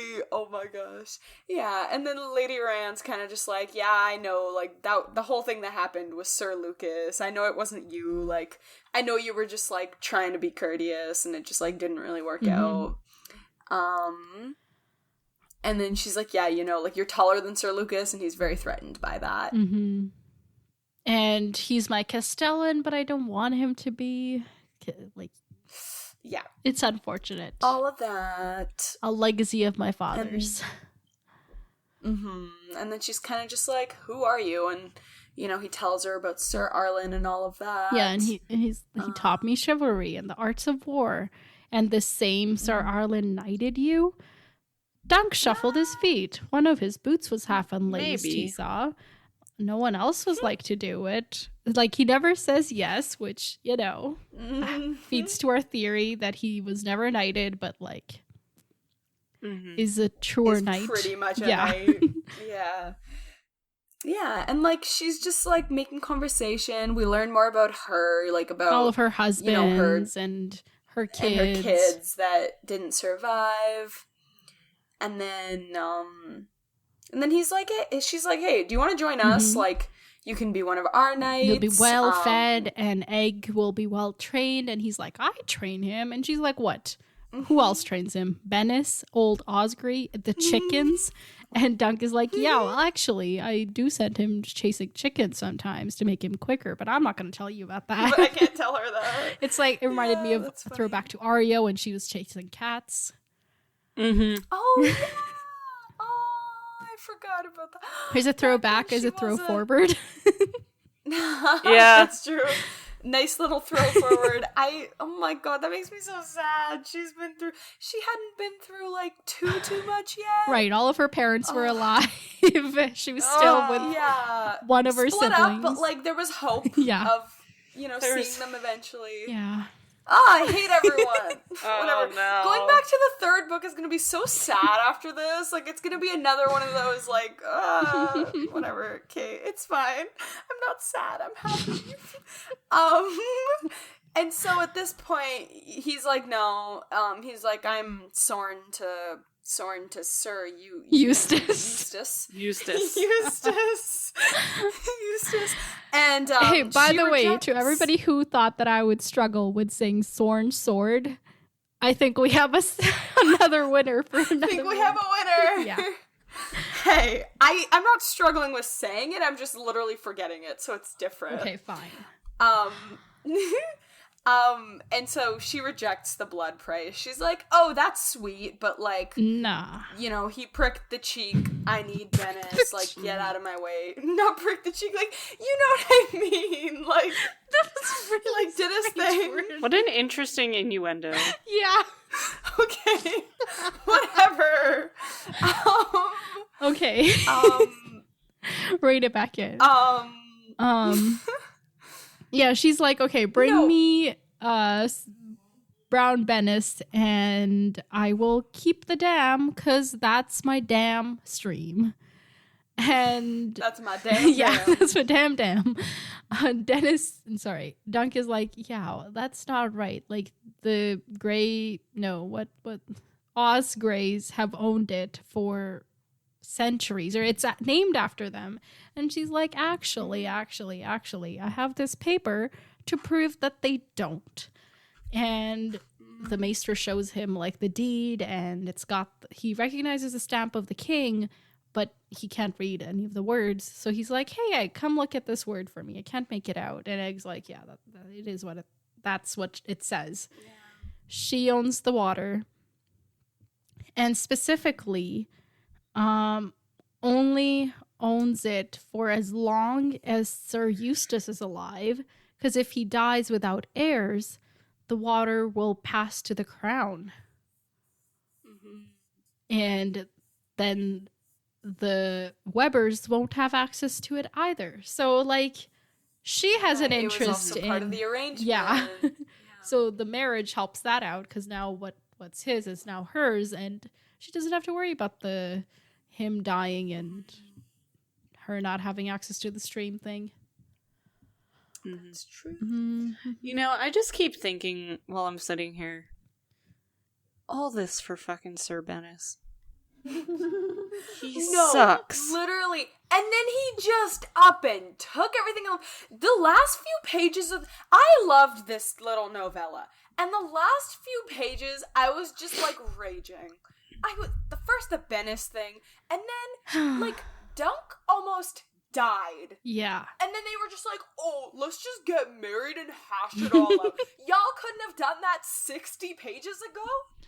Like, y'all couldn't have just, like, this could have been happening for the, like, yeah. We could have gotten married a while ago. Like, we really, you know, like when people die and then suddenly other people's regrets come up. Yeah. It's like Dunk had to almost die for y'all to just reflect. Yeah, Dunk dying was sorry. what brought them together. Which is, I mean, I guess technically he did, like, drown and then survive or whatever, right? Like, the way they phrased it was like, oh.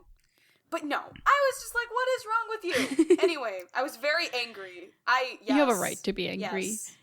But I brushed over the big reveal here, which is that he fought on the side of the black dragon, and that's why. Yeah, that's why he lost the stream. And Dunk is like, wait, what? He lost it? Like, he lied to me. He said he fought for the king and all of that. But even still, he didn't lie. He just left out very important part details, of it. Yeah. But even so, Dunk is like, okay, I will deal with his betrayal later. But first, can't you forgive him for the sake of Adam? And Adam is Sir Eustace's son, who Rohan loved when they were kids. So she is not happy that he brought that up, because she blames Sir Eustace for Adam's death, because Eustace sent his son Adam to battle when he was only 12. Which, yeah. But to them, only 12 is like... Yeah, but not every kid's a Podrick Payne. I know, but like, I feel like in this world, like, they just I send know. them, like, when they're like 10. But she needed somebody to 12 feels blame, old. so... Yeah, fair. And she can't blame the actual, like, war because they're, more important. So, you blame the person who doesn't matter. Yeah. In the scheme of the world. You blame the person you're about to marry. Mm-hmm. And so she basically reenacts that. Have you seen that TikTok where some people are like telling their cat to come here and then they like slap the cat because like, it's like, this is what it feels like when you come cuddle with me but then decide not to. Do you know what I'm talking about? Oh my god, no, okay. But it's not as aggressive as it sounds, but I'll share that TikTok. They slap their cat! But it's not like hard, just like I don't know how to explain it. I'll share the TikTok, okay? And then people will know what I mean. It's a reference. It makes sense, I promise. She tells him to come over, kneel, and then she slaps him. And like slaps him hard. Like his lip is like bleeding and shit. So it's intense. Oh yeah. And after that she tells him to leave and get out at once. Either Sir Eustace can bring Bennis to me or I will come for him with fire and sword. And she uses specifically that phrasing, which later becomes relevant. I keep taking over. Can somebody else talk? I'll put a thing on my mouth. Don't put a thing on your mouth. I can't stop talking. It's a problem. Okay.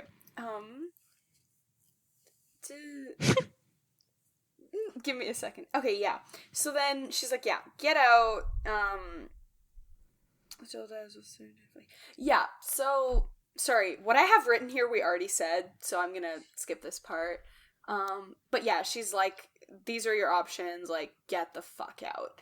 And then Egg and Dunk are like getting back, and they're kind of like, oh my god, like literally like what is happening? And then Egg is kind of talking about like, it's almost like Egg is talking about like what he's overheard, like kind of being at court about like, and they're kind of like deliberating like what is Eustace doing? Why was he on the other side? Mm-hmm. Like how did this happen?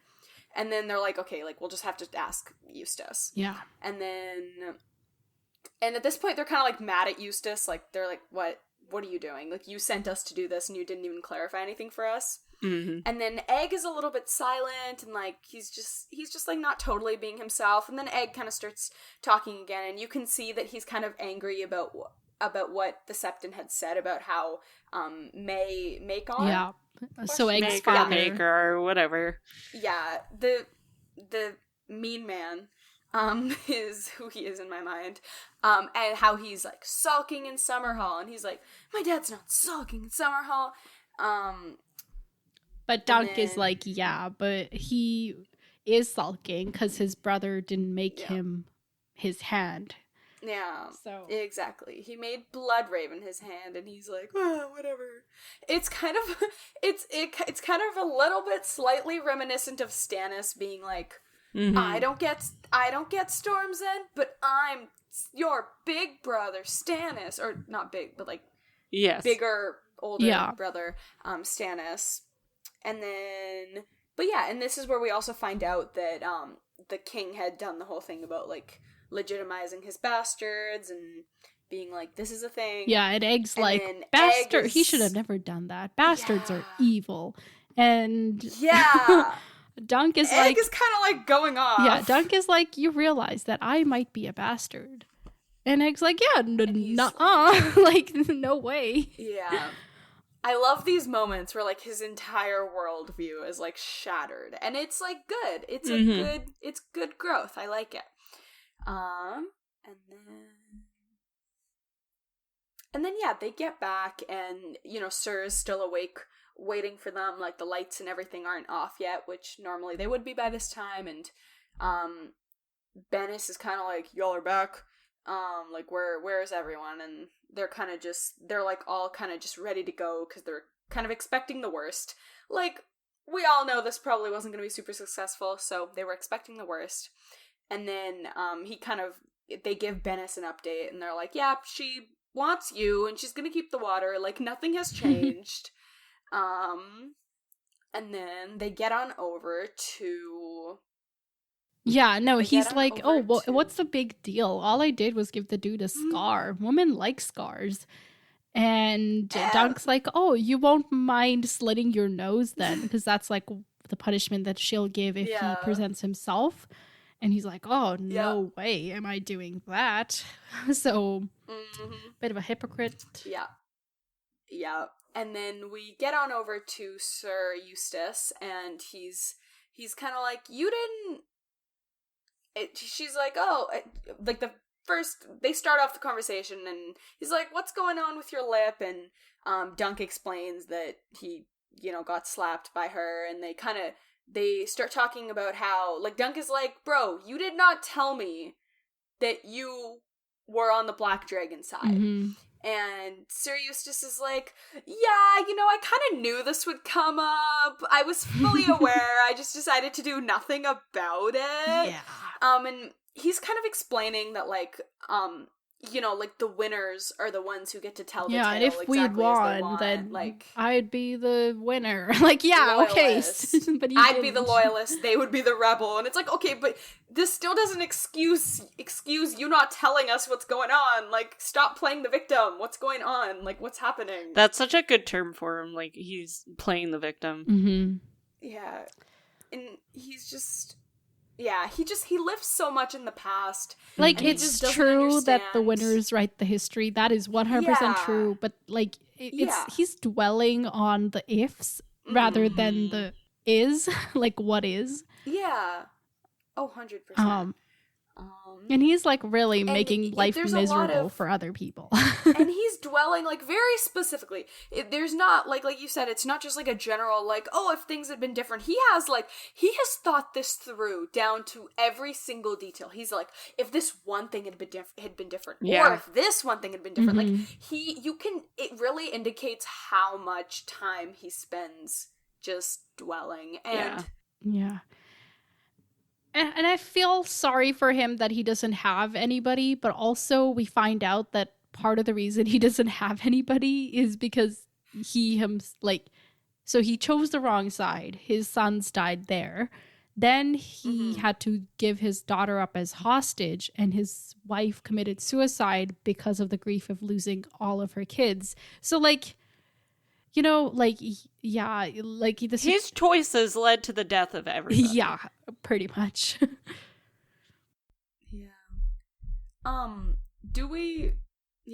Because like the first choice was like, okay, yeah, like you just made the wrong choice, but then everything else, like I feel it's like not the first so, one I wouldn't blame him. It just he's presenting it as like it happened to be the wrong what am I trying to say?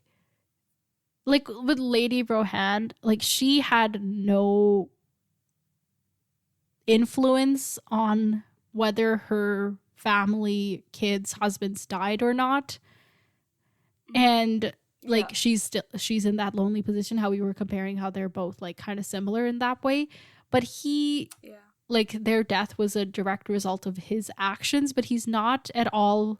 acknowledging that. He's just like, yeah, they took away all of my kids and my wife and everybody, but he's not like, but I made it turns out that it was my choice that did it. Like, he never acknowledges his responsibility in it. And I really want him to. And it's funny because it's like there's like it's like it wasn't her fault, but she is blamed for it. Yeah. Part of it was his fault, and he's not blamed for it. Yeah. Because really we always blame women for everything. Yay! As we should, right? Yeah. So we love the struggles of being a woman with any sense of power. Yeah. Anyway, so Dunk is like, I can't work for you anymore. This is wrong. I am leaving tomorrow first thing. And Sir Eustace is like, yo, get out. I don't want you here. Like, he's drunk at this point. Bestie, literally, who do you have? Think about it. The people fled, like, in the future, the people fled. Literally, if Dunk hadn't been there, you'd be gone. Like, leave. Yeah. Stop. He's so annoying. I hate, I just have a thing against people, like, obviously, like, you know, no one should, like, have a big ego, like, you know, we all need to, like, control our egos and everything, but it just especially bothers me when it's someone who doesn't have something to have an ego about. Like, I get so fed up, and I can't explain why. I'm just, like, angry. I'm raging. Sorry. Taylor, do you want to take over? I'm raging right now. Please bring some calming energy to our chaos. Yeah, I think this is about page 55 where I left off, and then I just raged. Mine are all together in one book. I didn't think of that. Yeah, I have all 3 novellas, like, in the same book. There's 3 of them? We're at page, like, 203. 3, I think, yeah. Okay. So, Dunk's like, bye. And he's just like, well rid of this place, well rid of the old man. And of course, Sir Bennis gets thrown in there because he's awful. Mm-hmm. And all he can think about is how pretty the Red Widow is. No. And he's like, no, I should be thinking of Townsell. Townsell too tall, not too tall for me. And then he's like, but she never even touched me. Yeah. And Rohan slapped me. Even if it's like getting freaking slapped. So in the illustrated version, we get this beautiful picture of like she's just naked, like with a bow and arrow. Yeah, because of the thing where she's like shooting in his dream, she's shooting at him, but he's still like going towards her. It gives me big Amazon vibes. Like the Greek Amazonians. Yeah. Warrior women. Yeah. The crossbow and everything. Yeah. It is cool. Yeah, so he's like emotionally on fire because he's like thinking about like this girl he now has a crush on, and then the Watwood's actually on fire. Yes, he wakes up and it's chaos. And he's like, oh, the sun has risen in the west, and it takes him a second to figure out, oh, right, that's the Wattswood that's on fire. And he remembers her saying, I'll come for him with fire and sword, and he's like, oh, this is her doing. And he tells them to run away, and Sir Eustace is yelling, come back, but they're obviously not, they can't hear him, they're not listening to him, all of that. I like them afterwards saying, well, the chickens were just too loud for us to hear you. That was funny when Egg said that. The chickens were cackling just too loud. Mm-hmm.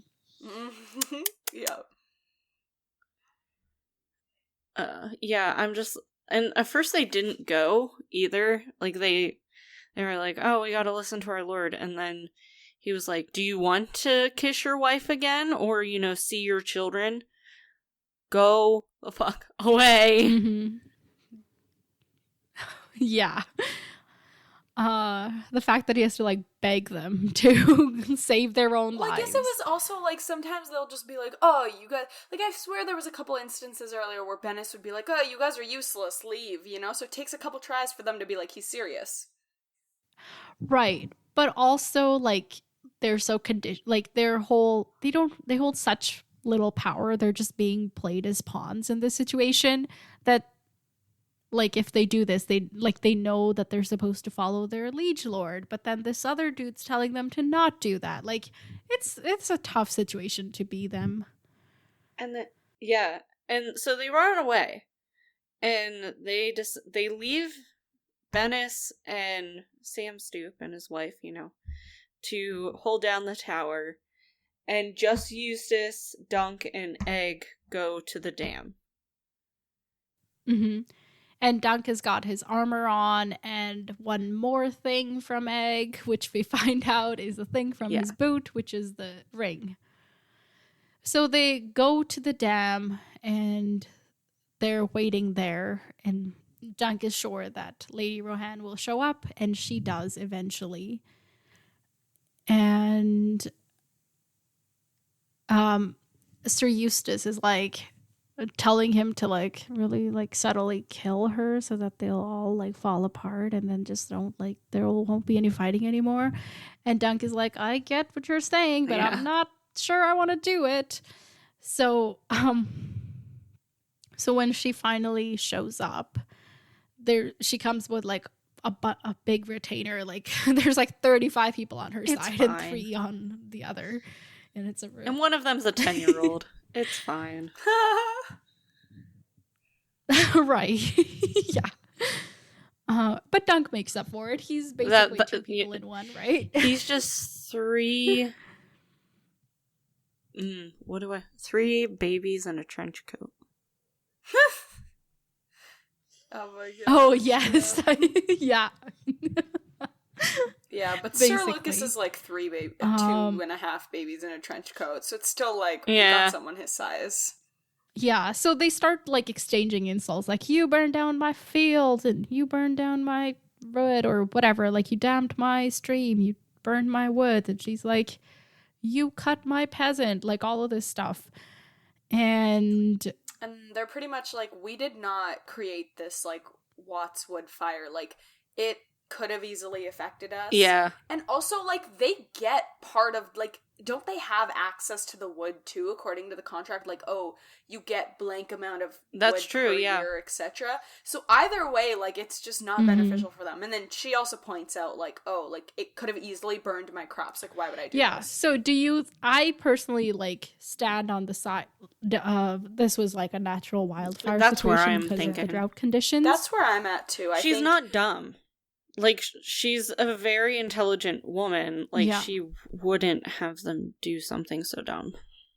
Yeah, and if it was done by someone, I agree with her side of, like, oh, it might have just been someone trying to impress me, or, like... Yeah. Yeah, and I'm not gonna, like, rat them out for that, so... But I still don't think that it was that. I just think it was a natural thing. And so Dunk tells her to, like... come closer here, I have something to show you, and they like meet in the middle of the stream, and he shows her the ring. Dun, dun, and dun. she's like, what? That okay. So she's like, the fact that she understands though is good. At first I was like, it's kind of a vague signal, you know. But she puts it together that he has Makar's backing because that's his ring and all of that. So, yeah, he's like, you don't want to do this. And she's like, I might still do it because it's 3 against 35. Who's going to tell him? And Dunk is like, your own scepter. He's going to tell him. Like, he's got a big mouth. That was my favorite He's not part. going to be able to hold it in. God, the burns in this story were just... Just proud of everybody. Yeah. Everybody involved. Good job. A round of applause. Oh, and we're in the middle of a fire. Sorry. Whoops. Maybe not. Yeah. Maybe not for Maybe that not that but the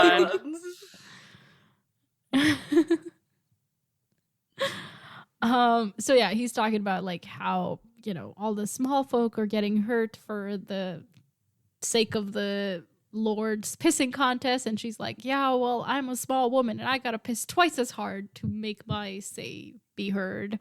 And he's like, yeah, I get it. Like, she says that I can't, you know, just let this be. And he slashes his own face as like, here, look, it's even now. And she's like, yeah, we all know that's not what happened though, so I can't. I hate that this is all about Sir Bennett. This. Oh my god. Yeah. Yeah. When he cuts his cheek, she's like, I can't, that's not anything, but also... Yeah, but like, also I'm turned on. Please be like older. Or better move. Born, if you were better born, I'd marry you. And he's like, and if pigs had wings, like if the world was blatantly different, then everything would be different. What is your point? Yeah. Mm-hmm. And she's like, no one burned your wood. Like, and besides, if they had, I wouldn't give them over to you, and I can't let this go by.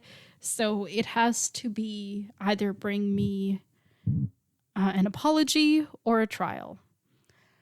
And then, like, we don't get the conversation between him and Eustace, like, figuring it out, but it just jumps straight to the trial by combat, where he has to fight Longinch, and Longinch is, like, real mad, and he's like, you will marry me when this is over, and it's like, oh, this is... For there's, like, no Dunk winning. being as young as he is, he's really been in... It's weird that he's been in 2 trial by combat at this point. Yeah. I just picture the Doofenshmirtz meme. The one where he's like, but it's weird that it's happened twice. Oh, yeah. Oh, yeah. Oh my god, yeah. Yeah. And it's like there's no winning quality for Lady reference R, there. because it's like, if her side wins, it's like, Then she has to marry this dickhead, but if she loses, then, like, she loses face.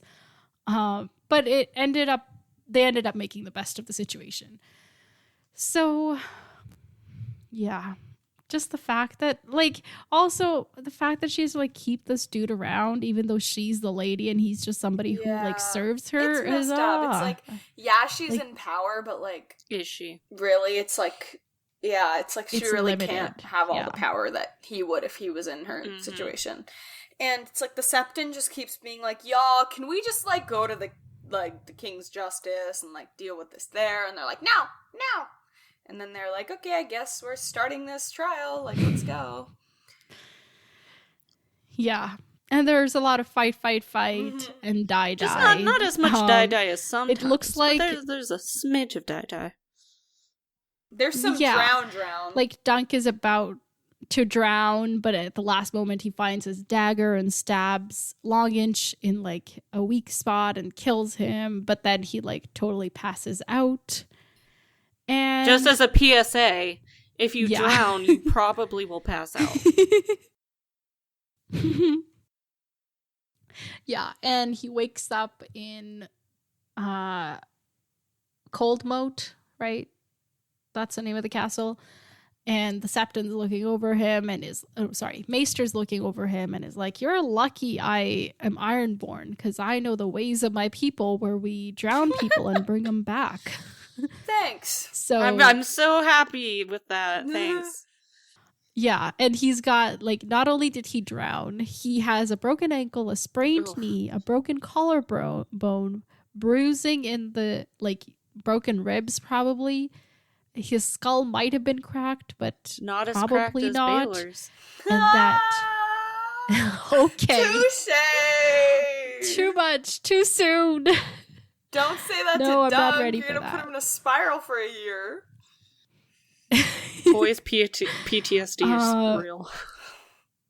Yeah, it's intense. He's like, And I want so egg. he asks for egg. He's like, I'm glad you're hungry, but I think you need to the dude is sleep. like yeah. That is so funny. Top tier I want comedy. egg. Yeah. And he tells him that Egg was asked to attend the wedding feast. And Dunk is like, what wedding are you talking about? Sorry, before that, there was like a wholesome moment of like, Egg like wouldn't sleep, and he was like, he had like the little sword on his like lap to like protect Dunk, and he like suspected that the maester was trying to poison him, and it was like, I love Egg. Yeah. And I realized that like, So cute. I don't even know. Like, I don't know. It was really cute. And I don't know what I'm trying to say, but, like, moving on. It's wholesome. It was it's very just wholesome. so wholesome. Yeah. And it, like, destroyed me in a good way.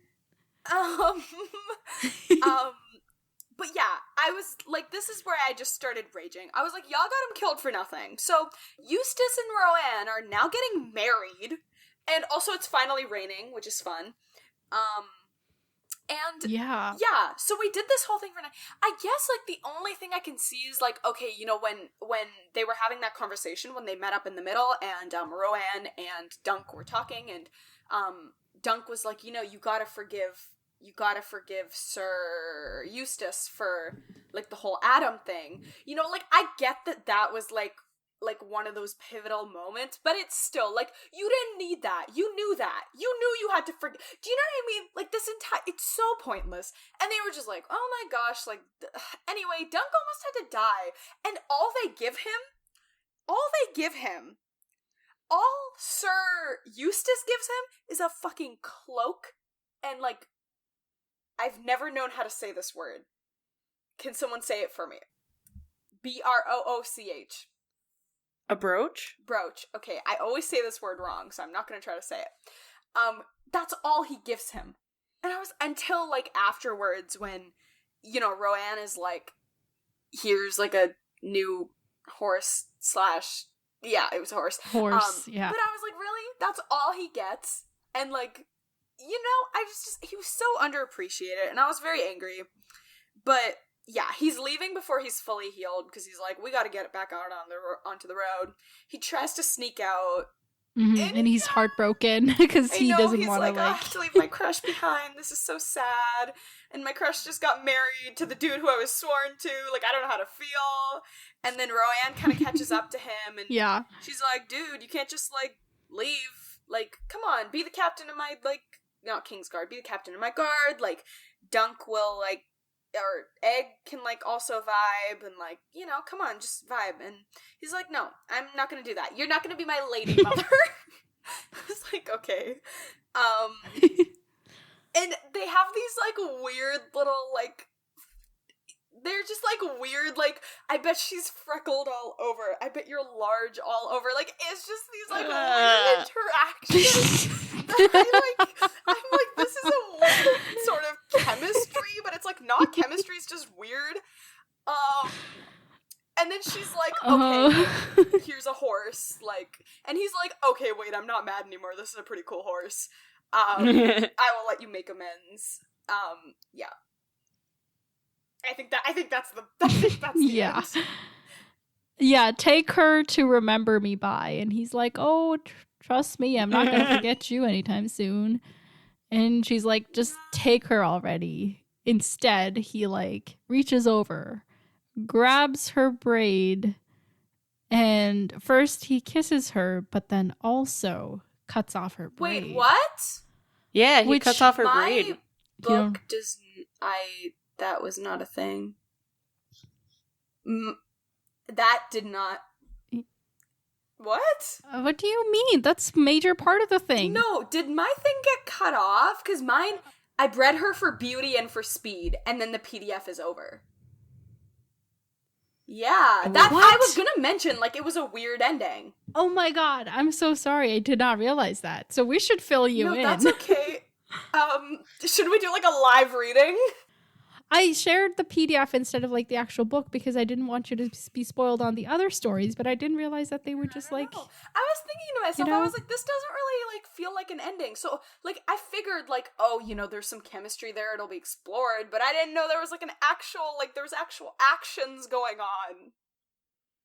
Damn! Okay. We're such a mess, Taylor. I'm so sorry that you have to witness us. You're fine. You're fine.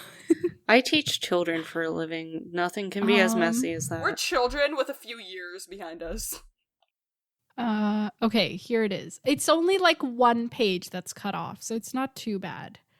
Here it is. So you can read the bottom there, right? So do you want to read it out loud for the audio, or do you just want to read it and then we can, like... Okay, why don't you read it out loud? Turn back to Thunder. I cannot take her. Why not? She's too good a horse for me. Just look at her. A flush crept up Roanne's face. She clutched her braid, twisting it between her fingers. I had to marry, you know that. My father's will. Oh, don't be such a fool. What else should I be? I'm thick as a castle wall and bastard born as well. That's not confirmed, buddy. But it's pretty likely. I know, but still, like, okay, I guess, yeah. It's not like there's, like, a DNA test he can take. Take the horse. I refuse to let you go without something to remember me by. I will remember you, my lady. Have no fear of that. Take her! Dunk grabbed her braid and pulled her face to his. It was awkward with the crutch and the difference in their heights. He almost fell before he got his lips on hers. He kissed her hard. One of her hands went round his neck and one around his chest. He learned more about kissing in a moment than he had ever known from watching. Who was he watching? Yeah, who that's did he a have good to question. watch? Like Who's he Sir watching? Arlen? Oh my god. He was just with Sir Arlen. They were secluded. Probably like, at some inn or something. Okay, probably. But when they finally broke apart, he drew his dagger. I know what I want to remember you by, my lady. Egg was waiting for him at the gatehouse, mounted on a handsome new sorrel palfrey and holding Maester's lead. When Dunk trotted up to them on Thunder, the boy looked surprised. She said she wanted to give you a new horse, sir. Even highborn ladies don't get all they want, Dunk said, as they rode out across the drawbridge. It wasn't a horse I wanted. The moat was so high it was threatening to overflow its banks. I took something else to remember her by instead. A lock of that red hair. He reached under his cloak, brought out the braid, and smiled. The entire braid? Yeah. Yep, It's just really straight up. intense, but also that's a really questionable consent wise, you know? I'm just like, I'm just gonna cut off all your hair. I just am picturing Tangled with Eugene just Right. But that was to like save. But that was for a good reason. Like I get it's like a cutesy like, oh, I'm gonna remember you by your braid, but also, dude, you just cut off her whole hair. That's a lot of hair. And like you didn't ask her for it. She didn't. Like it would be different if he took like one lock of hair. Yeah. I have a major emotional attachment to my hair. My hair is like it like pretty much almost goes to like the bottom of my knees almost. Like it's very long. And so like I don't think I would do this for anybody. Like anybody ever. So Yeah. I don't no. Anyway, in the iron cage at the crossroads, the corpses still embraced. Oh my god. Okay. We're okay. I'm glad we came back to it. I didn't know. I literally have like unanswered questions. What about that was under my unanswered questions. They looked lonely, forlorn. Even the flies had abandoned them, and the crows as well. Only some scraps of skin and hair remained upon the dead man's bones. Dunk halted, frowning. Yum. His ankle was hurting from the ride, but it made no matter. Pain was as much a part of knighthood as were swords and shields. Which way is south? He asked Egg. It was hard to know when the world was all rain and mud and the sky was grey as a granite wall. Yay, rain! That's south, sir. Egg pointed. That's north. How is Egg so good at navigation? Like, Dunk is always asking Egg. I don't know, he is. Was he, like, trained? Like, you know, they were like, you need to know your But north to like yourself. some people just have a better sense of navigation than others. Fair. Summerhall is south, your father. The wall is north. Dunk looked at him. That's a long way to ride. I have a new horse, sir. So you do. Dunk had to smile. And why would you want to see the wall? Well, said Egg, I hear it's tall. So cute. Yeah, so Oh we my God. still don't get a what's up with those corpses thing, but like But we it's still do like end we up see there. them again. But we get a callback. Remember those people Yeah. at the beginning? Yeah. Well, they're still dead. No, I just feel like they have to be addressed somehow. Even if it's not answered, you still need to be like, this happened before. Yeah. Oh, that's cute. Okay, wait. Sorry, when I'm reading, I can't process because I'm focused on reading. So what happened is like so he like cut off her braid. He was like, I don't want that horse. I just like want your braid or whatever. And then he goes over to Egg and they're just like, we're going to the wall. Yeah. Okay, cool. Pretty much. Yeah. So he doesn't take the horse, but he takes the braid, which Okay. A choice. One of these things is not yeah. like the other. It's supposed to be like a cute thing, like, oh my gosh, he took her Oh my braid. gosh, I got your hair. Yeah, no, like a lock would have been very like, yeah, and we cool. don't get Yeah. her reaction to it at all. Like it just cuts to him pulling up with So that I love the fact that they like kiss and that he has a memento of her, but I don't love that it was a whole ass braid that he did not ask her for. We don't like what the memento Yeah, like is. I would have rather that he took the horse, you know? Yeah, and imagine like she like you know, they were in the stables or whatever. She shows up back in like her audience chamber and people are just like, what the hell happened to all your hair? Literally. I've never understood like the hair giving as like a sign of, you know, Like a love memento or kind of thing. stuff. Yeah. I'm like, what the fuck do I want to do with your no, hair? I don't get it either. It doesn't. I like, feel there's like no, it made sense when you didn't have much else to give.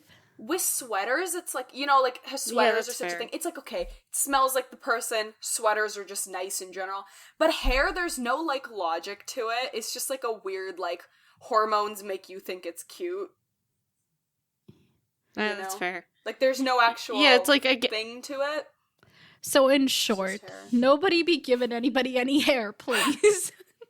I mean, like, if you really want to, but like, do consent. Okay, you can give it if Yeah. there's consent. consensually go off. If like, you know, both parties agree that, okay, yes, I want to give you my hair, and yes, I want to accept that hair. Great. Go at it. No worries. But don't be like, this is romantic, and just go for it. yeah. I'm sorry that the way it was revealed. I'm kind of glad, though, that it was revealed on camera or on audio. That it was like, he takes her braid, and you're like, wait, what? No, yeah. As soon as you said that, I was like, hello? Okay. What are we reading? That's a good reminder to myself to make sure that I give you the entire thing the next time. That's okay. That's all good. It'll be a few years, so... Okay. Before we get to the next So thing. that was the story. How would you rank it? Like, which one did you like better? This one or the last one? This one. I think this one had less, like the last one was so much fight. Like it was hard to keep track of. There were I think there needed to be a level of world building Yeah. in the first one because of it taking place 100 years before. they're both what they needed to you need be. to establish it. There were a Yeah. lot of characters in the first one. Here we had like our core cast, you know, it wasn't as big. And like, I guess like Bennis was the villain, but like, really, there wasn't like Longinge. I guess. Yeah. Like Bennis is he's not the villain, he's just like a terrible guy. Longinge is Yeah. like straight up a villain. Eustace is pretty but much the a thing is, villain. he's like, yeah, like he's like a villain, but there's no like the villain, you know? Like he doesn't like cause all That's the fair. problems. It's like, it was like a nice little Patriarchy, maybe? I think patriarchy Yes. is the villain. That can be the case for every story, honestly. everything. Correct. Every. every. Yeah. Yeah, so Yeah, it was like nice to feel hope reading something in this world. yeah. Mhm. Okay, how do we usually wrap things up? My brain's all out the door, out the window. My window's over there, door's over there. I mean, usually when we have guests, we do like the little like, oh, do you want to promote something? Wait, no, before we get to that though. Like next chapters. Yeah, so talking about next chapters, I think we're going to read the prologue and chapter 1. So I should so I should get you to guess what chapter 1 is. What do you mean, like character? Yeah. Okay, wait, give me a second. Let me note this down. Okay. Taylor, do you know what's it what called? the first Storm of Swords? I don't remember. Yes. It's been a while That's okay. since I read it. Storm of Swords. Pro and 1.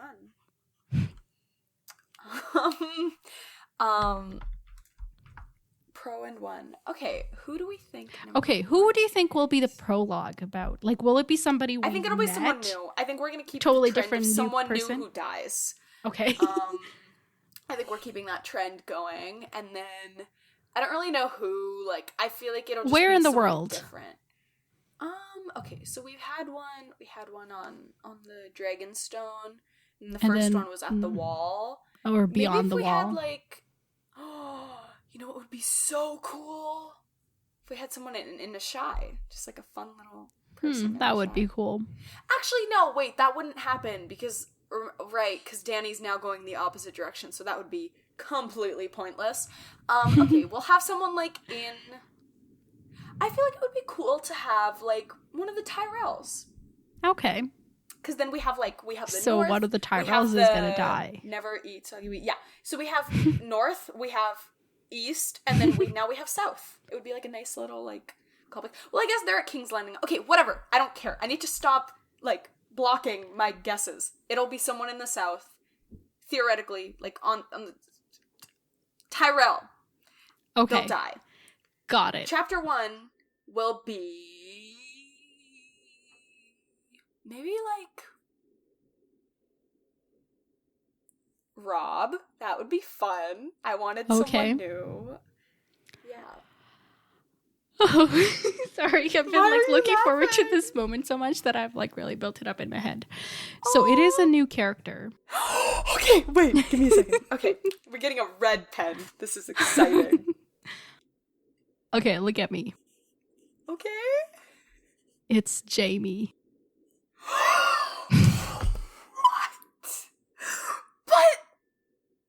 I forgot about that, yeah. But I hate you. I was like, oh, he could be, but you were, but he's dead. But why So does he let me keep tell doing you, this? Taylor, Why does Harmuth George totally R. R. thought Martin that keep doing Jamie was this? dead. Oh, Sorry, okay. that's why this was such an Fair intense enough. moment. Why does he keep doing this? Why did they... Okay, you know what? New prediction. No one actually dies. Everyone who died is somehow gonna come back. This means Ned is gonna come back. Because clearly none of the other characters stay dead. What the heck? Wait, that'll be so fun though. Actually, anger aside, that's so fun. Really? Like Jamie Lannister? Are we sure it's not like a new Jamie and this is I don't like a know, red you tell herring? me. Jamie? Okay, wait, no, that's good news, because then Catelyn didn't just wreck, you know, because now we might have Arya, so then Sansa I'm just gonna let you work this doesn't have out. to die, but also because now Sansa doesn't have to die, it's a pendulum, so... Why doesn't Sansa have to die? Because the Jamie thing, so now we don't have to right. punish Sansa for the Jamie thing. So, but now it's a pendulum, so because Sansa's not getting punished, Arya's not going to make it back to Catelyn.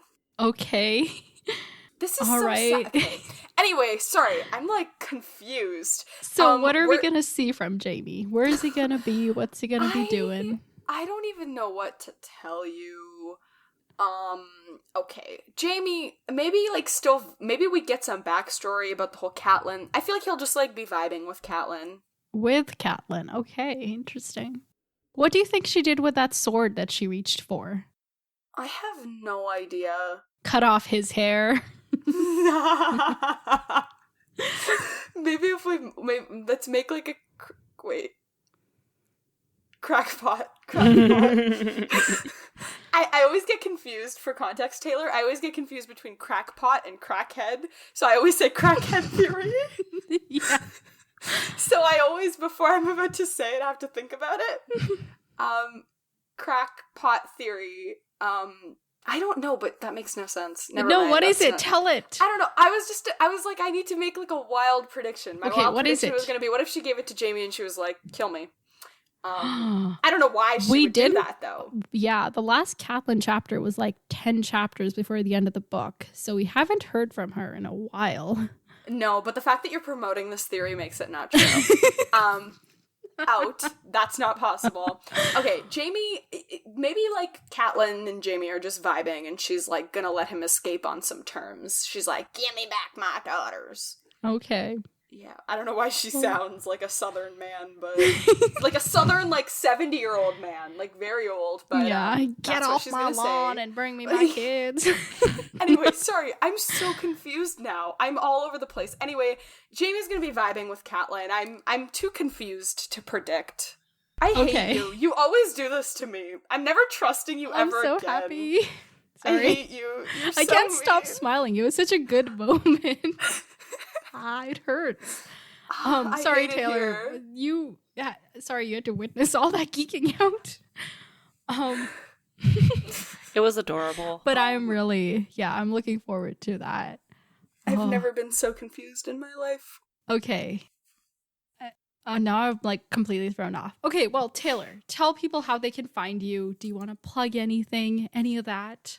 Best way to get in touch with me is to get me through Deus Ex Media's social media. So that's Deus Ex _media Deusex. Yes, we're aware it says sex in the middle.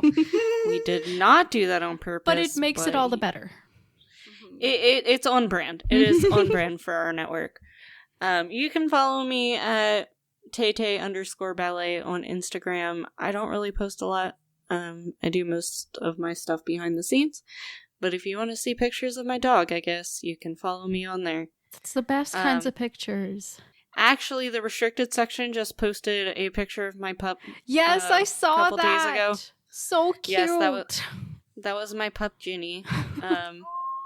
In the little so Gryffindor colors. Yeah, we got Bark Box for the first time, and they gave us a free Quidditch costume for her. So yes, you can follow Ginny the Gryffindoodle. Yeah, everybody go follow Ginny, and then also follow Taylor, and also follow Deus Ex Media. She's teething right now, so she's a bit of an asshole right now, but she's very cute. If I do say so myself. She smiles for pictures, and it's funny. It's so adorable. That's where you can find me. I have been on the restricted section. You can listen to me on the past seasons of The Eldest Gods. I've been on My Cabbages, which is our Avatar podcast. You can find me basically wherever you choose. Yeah, I talk about whatever comes to my brain on those shows, and sometimes not what I'm supposed to be talking about. Hey, those are the best. Yeah. That's what podcasting is. Yeah, it's just a place for us to talk about all the things that we're not there to talk about. Mm-hmm. A podcast. It's just good. Okay, thank you so much for coming on the episode today, Taylor. We really enjoyed it. And have you read the third one yet? No. Okay. I didn't want to read it before we did this. Yeah, good. So I didn't accidentally spoil it. That's smart. We're going to cover that one after book 3. So you can... like 3 years when we're all gray-haired. Yeah. Oh, I'm already there. It's fine. Yeah. Yeah. So we're going to get to it, but I'm looking forward to all of that. And oh my gosh, this was so fun. I had a lot of fun. I'm glad I was able to, you guys reached out. Yeah. Thank you so much for agreeing to be here. And thank you for dealing with all our chaos. And you were just such a delight. Reminder again, I teach children. There's nothing more chaotic than so you're like, I teach children. I can deal with you. You're children, basically. Over Zoom, too. Oh, do you still have to teach over Zoom? So I teach for a cyber school, so actually I'm always online. What? So if I can handle 60 children in a Zoom room, this is... 60? Yeah, I have like 200 students. Only 60 show up. Oh my gosh. It's fine. Oh my god. Okay. That sounds like a university lecture. Yeah. That was all of last 2 years. Oh, I don't want to relive it. Okay, anyway. Yeah, thank you so much for joining us. Thank you so much. We hope you enjoyed it. We really enjoyed recording it. That I can say for sure. We were under 3 hours, so Harmit in the future editing this is very happy. You can follow us on Instagram at Pop Culture Symposium or email us popculturesymposium@gmail.com. And of course, please join our Discord. It is so fun out there. And it's extra fun in the spoiler section, but it's also fun in the non-spoiler section. Hey! Control it. And until next time, farewell, my friends. Talk to you later.